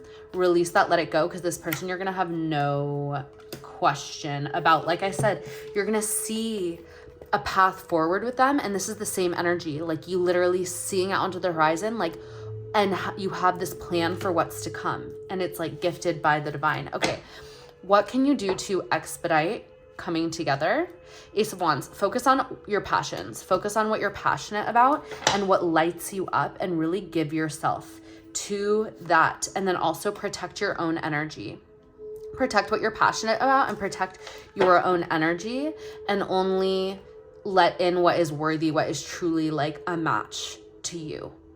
Because like this person is so on your level, and it's going to be so undeniable. You won't have to wonder. And it's going to be a knowing from within you. It's not like based upon the standards of the world or like how people think somebody should act. It's like, you're just going to know that they're your person, And you guys are both also manifesting each other by protecting your energy and by like working on all of your passions. It's magnetizing each other in. Yeah, this is like literally the end of feeling. This is like the venom energy, the disappointment, the stress, the feeling trapped. But the Magician is literally on top. It's like, don't focus on like all of these things, leave them behind. Like I said, the focus gets taken away from that and towards protecting your energy, protecting your life force energy, protecting your sacred flame, because it's so sacred and so powerful. Protect it and infuse the things that are important to you with it, and bring your attention away from everything else. And that is what is going to manifest in. this divine union for you. Okay, oh my God, this was so freaking powerful. Please tell me if you got this pile. I gotta know. Oh my God. Yeah, whatever you want, whether it's commenting below, you can DM me, whatever, but I'm in awe of your energy, and I'm very excited to witness this coming together of two incredible divine beings if I somehow am able to witness it. Okay, not to keep going and just become like a creepy uncle over here. Okay, bye. Much love. Catch you on the next one. Welcome, pile 6. You're my final pile. Wow, okay. It's the final countdown. So you picked lemongrass as your potion. And lemongrass is, first of all, it's delicious. Such a good smell. I mean, if you've never smelled lemongrass, but you've only heard the name, I promise you, it will far surpass what it sounds like. It's seriously one of the best smells. I'm going to smell it right now. But it's very cleansing, purifying, and it's also really good for, oh my God, it's so good. It's really good for communication. So what I'm getting first of all from this is that like your divine union is going to be better than what you imagine your dream relationship to be. It's going to be better. It's going to be like when you have to give up the small teddy bear because God has a huge, humongous life-size teddy bear behind his back. Not that I think God is male. We're just, I'm just referencing like there's a literal meme, and the God in that meme was a male. IMO, God is all things, but all beliefs, denominations, non-believers, believers, mystics of all sorts are welcome here. If you have eyes to see, ears to hear, or just one of those, you're welcome here. Okay, so let's get into it. We have your rune, which represents the third energy in your relationship. So this is Thurisaz, which means thorn. I'm hearing like every rose has its thorn. Every rose has its thorn. And the meaning of it is defense, protection. So I think that, first of all, you two are probably going to be very protective of each other and keep each other safe. I think that you will have a relationship that you desire to protect. And I think the divine expression of that, and this is a divine union, is that you guys value each other very, very highly and value the relationship very, very highly. So even though like lemongrass, so delicious, smells so good, it's so wonderful, it gives off this amazing aroma, and like it purifies. So I think like your relationship is very pure and it's very holy. So even though it could seem like, oh, it's just like the essence of a rose, you know, pure, holy, beautiful, divine, delicious. But it's like, if people fuck around and find out, they'll find out that there are thorns and you guys will not be messed with. And I think that's epic. I love that energy. It's a crazy place down here on planet Earth, and to have somebody willing to protect you and to have something worth protecting is a blessing. Okay, let's see your archetype. Oh my gosh, now we're getting roses. I was just talking about roses. Aletheia. Oh my gosh, I forgot. I had to look at the meaning of this, but it's something to do with communication, like I was talking about with lemongrass. So we're going to look at that. Very beautiful card. Okay, this is you. This is the archetype of you, and this is the archetype of them. So you are Aletheia, and they are the unseen. But we're going to go ahead and take a look at Aletheia, which is the second to last card in this huge, by the way, shout out Kim Cran's What the Wild Unknown Pocket Archetypes. All of the pocket decks are so good and so fun. Like, I love a mini deck. I think they're so easy to shuffle. You can bring them anywhere. They come in a little tin. But this is like a huge book full of so many archetypes. And this is the second to last one in the deck, and they do go in order for a reason. So you are an ancient one. And this is why, you know what's so funny? Lemongrass is purification and communication. And like a lot of communication, like purification of communication is so that the communication can be divine and truthful and like in alignment with true truth. Like infinite truth, truth of the divine, because there's relative truth and then there's absolute truth. And Aletheia, absolute truth. Our soul recognizes the truth when someone speaks it. A cool wave of relief washes over the room, and all the facts and figures in the world fall by wayside, because facts and figures are relative truth in a way, because this world is relative. So even if it's scientific fact, everything is changing. You know what I mean? So it's all relative to the fact that like the laws of the universe are the way they are right now, and the laws of the world that we've discovered thus far. But such is the power of Aletheia. It has an undeniable resonance that goes beyond the rational. We can also recognize it by its contagiousness. When you hear someone speak the truth, we see it within ourselves and are more likely to tell our own story. You are a truth teller. You're a truth bringer. It could be through, I think it's just the way you are. So whether you share it through the art, through the way you speak, through the way you communicate and connect with others, just through the way you walk in a room, you are truth embodied. You set people free by embodying your own truth, because you don't live under a mask. You don't live a lie. And I don't think your truth is even loud. It's literally just what it is. Like, you are clarity in body. And so many people, I think, pick up on that resonance and then express and embody their own truth. And that is extremely powerful. And then your partner is the unseen. This is literally the energy of like the etheric realms. Like, your person can connect, which is so interesting, because you can connect to like this infinite truth, the true truth, which is basically like the essence of the ethers, of the divine. And then this person can connect to the unseen. So all of the etheric realms, like people who have passed, guides, higher frequencies, higher vibrations, like the things, it could even be like ghosts, but like they can connect with what's not physically there. And I think that is like, you guys, I'm getting a very etheric energy from both of you, because you're both connected to the etheric realms in this way. Like the infinite truth is very much so an etheric air-like quality, and so is the unseen. It's not dense, it's not form. So you two could be air signs, have heavy air in your chart, or you just both like see each other for, like, I think that's why you connect. You can really see each other, because you embodying this truth, it is sort of like, that's something that's unseen. It's not tangible, but this person sees it so clearly in you. And then for you and for you to them, it's like, because you know truth, you also see how connected they are and like can honor them for that. And I think there's like a beautiful kinship that occurs.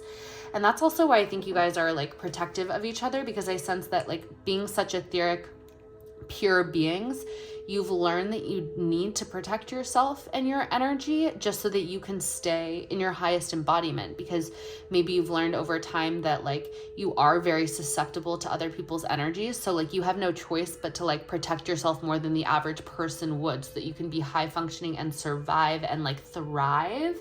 And so I think since you guys both have this quality, you'll be protective of each other and then of the relationship. Like I sense you're not going to be the people who are like having 1 million people over to your house all the time, going out to like a bunch of concerts with thousands of people. Like I think that you appreciate a sanctity of yourselves and your relationship, that you like kind of create your own sanctum together, and then like, you know, intentionally wander out and connect when you feel called to and it feels purposefully. But like you're probably someone who afterwards is like gonna cleanse their energy, gonna relax like after you go and do something. So that's really cool. We're gonna pull some more energy now. And you could also benefit from, I think, using lemongrass. And also I'm getting yarrow. So like lemongrass to like diffuse in your home, and then yarrow as like a flower essence. It provides protection for your energy field. Okay, I wasn't even asking a question when I pulled this out, so let's just see more. We're gonna ask, what is the essence of your relationship together? You know what I'm getting from this, weirdly, which I think that you guys will have a pet, and maybe one of you already does, or maybe you'll get one together. And I think the pet will have blue eyes, or at least one eye that's different from the other eye. And those are said to be animals that can see into other realms. The unseen. Okay. So the essence of your relationship, the threshold. So yeah, you guys, like I said, I think you guys like can operate very much as like messengers. I think a good way to put it, honestly, is messengers of the gods. So Mercury, for example, it's like that air energy, was the messenger for the gods and had wings. And you guys stand at the threshold, I think, between flesh and divine, like earth and ether. And so I think you guys both, in your own way, like you channel an essence of truth that comes from the higher realms, and this person channels probably like messages, teachings, lessons, just stories, or like art even from the unseen realms. So you guys stand at the threshold. Yeah, you're a very mystical couple, which no wonder you have to protect your energy. You literally walk between realms. The desert, also a very, very mystical energy, like very air element as well. And look at this, like the orange and the red up here, and then the orange and the red down here. And then the gray down here, and then the gray up there. Like literally, it's like you bring the information from one realm to the other. So you could, I think the communication can go both ways. Like you communicating out, and then you bringing communication back in. Kairos, I don't know what that means. Let's look it up. LXXVI.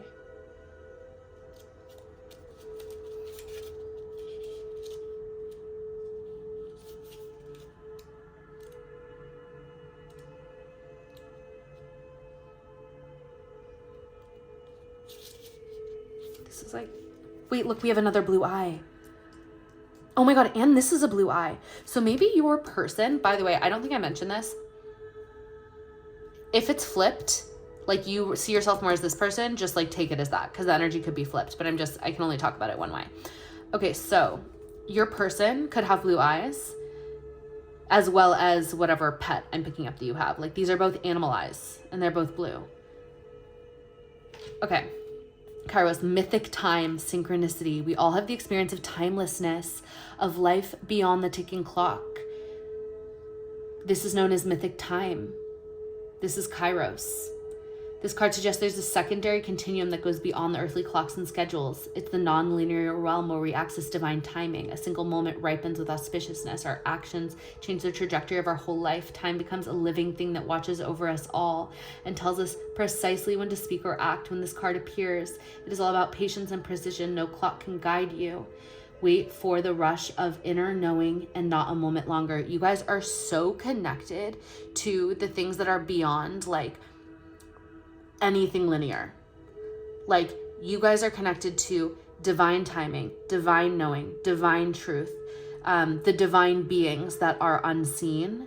You guys are literally channelers for the other realm. And 263, I'm feeling called to add this up. So 8 plus 3, 9, 10, 11. Yeah, 11 is literally the energy of like the beyond. Like 1 through 10 is like earth, and then 11 is like beyond. It's everything. It is the infinite realm. Both of you are going to find so much comfort in the fact that both of you are very familiar and immersed in infinity itself. And I think you're gonna really be able to like understand each other in a way that like nobody else has understood you in that way, because you're gonna know like what you need, they need, what they need, you need. And it's not gonna be like you having to explain to someone why you're sensitive, why you're particular, why you live life in a certain way. Like, you guys are everything that you do is actually going to help them, and everything that they do is actually going to help you. And then together you guys are going to be like such a powerful fortress. You're going to have your powerful sanctuary together. Okay, now we're going to see where you could meet.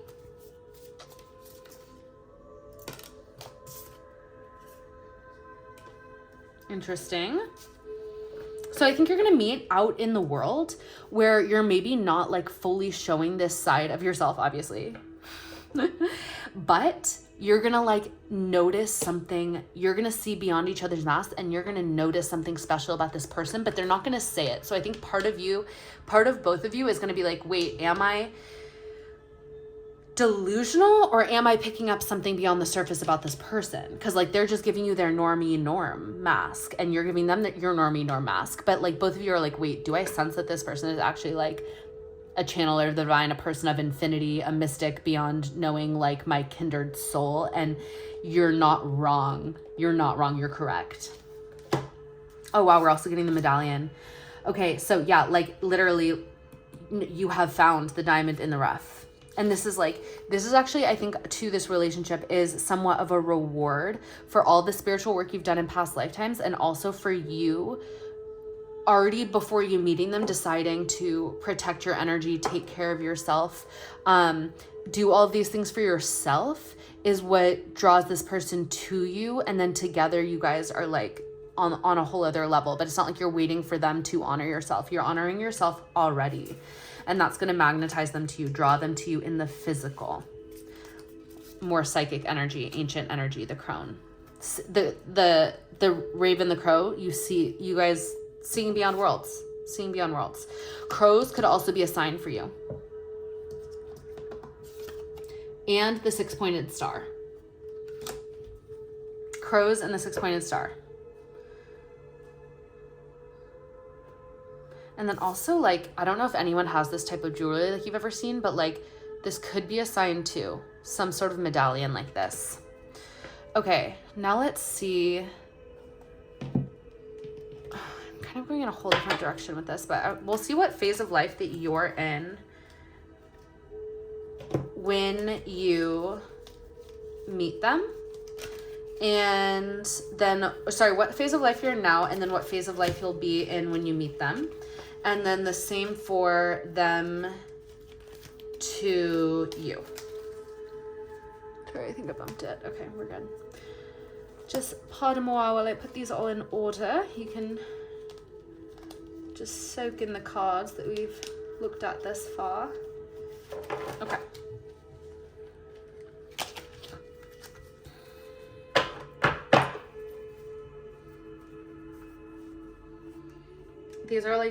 These cards are like pretty thick cardboards. They're not the easiest to shuffle like this, but I always feel the desire to do it at least once or twice.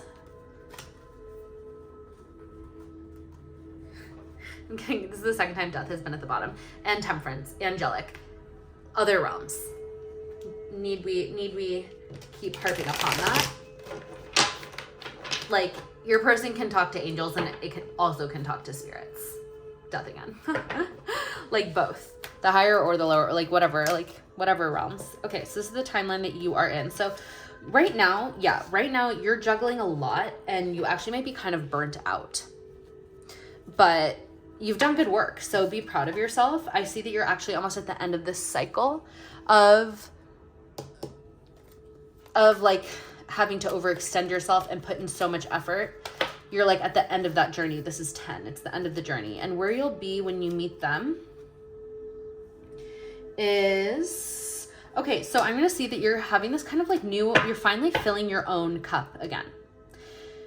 Your cup is full. So here you're kind of burnt out. You're overtaxed. If that's how you're feeling right now, I want you to know that what's coming for you is like you putting yourself first and filling your own cup up, and also connecting with the divine again. And so you're feeling very fulfilled, and also because you're coming from this previous state of being more burnt out, you are going to be very protective of your energy. You're going to be very protective of yourself and your energy. So like, it's not going to be the easiest for them to penetrate, but they're not very penetrative.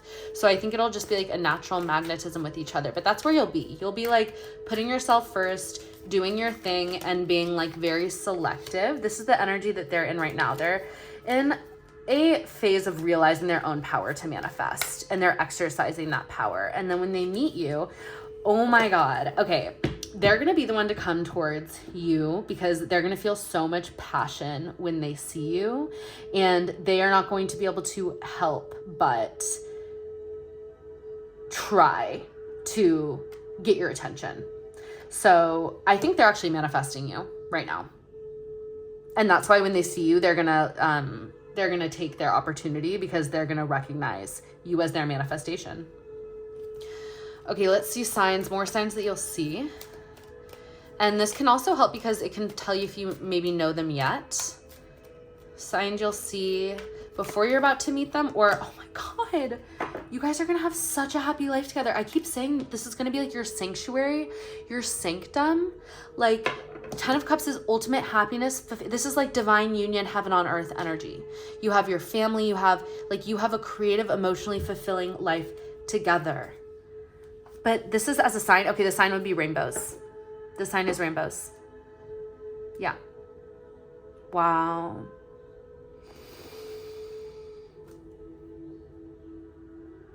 And we also have Knights of Swords. So perhaps swords or horses.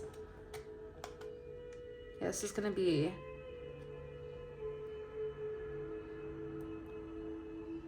It's like the end of heartbreak and like the beginning of something that's like truly going to be long lasting. And I think both of you are going to be okay with like taking it slow, but it's just going to take on a life of its own. Okay, and then anything you can do to expedite the union. The Hierophant. Okay, so practicing everything that you've learned as a lifestyle, and then also like studying the next level of like whatever it is that you want to master. But don't study more without embodying and practicing what you already know. That's step one. Yeah, because you're a mystic. So however that takes form in your life,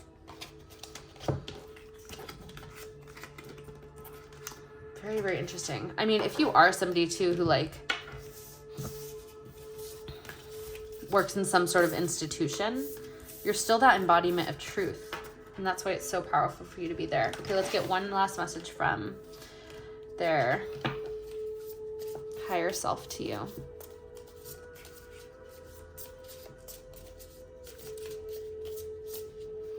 This was like the easiest one to interpret for me, which makes sense because your energy is clarity and truth and purity. So there was no shadows to like explain or like peek through or like fog or mist in the message. It was so clear. And I think that's why it was the shortest, but I think that is such a positive reflection of the fact that like, it's going to be clear between you two. There's not going to be,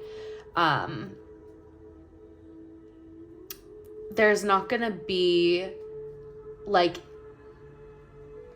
oh gosh, what is it called? It's so funny. It's really funny because when I listen to readings and I see like words evade people and I know exactly what word they're looking for, it is such a phenomenon because you're kind of just like in a different headspace. And then I'm like looking for the word. There's not going to be like illusion to sort through, like what's illusion, what's truth. It's going to be very clear. This is the second time we got the Arrows card. You guys are going to be very attracted to each other, and they got the Ace of Wands for how they're going to feel when they see you, when they meet you. They're going to be very attracted to you.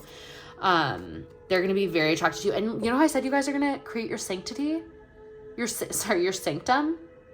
You're going to like create your like literal like cave together. And it's going to take a lot to draw you out. And it's going to be somewhat. You're going to have some good erotic experiences in that cave together. Okay, that's that. Much love, you guys. Thanks for letting me finish on this energy. It was potent. It was powerful. It was beautiful. And many blessings. I will catch you on the next one.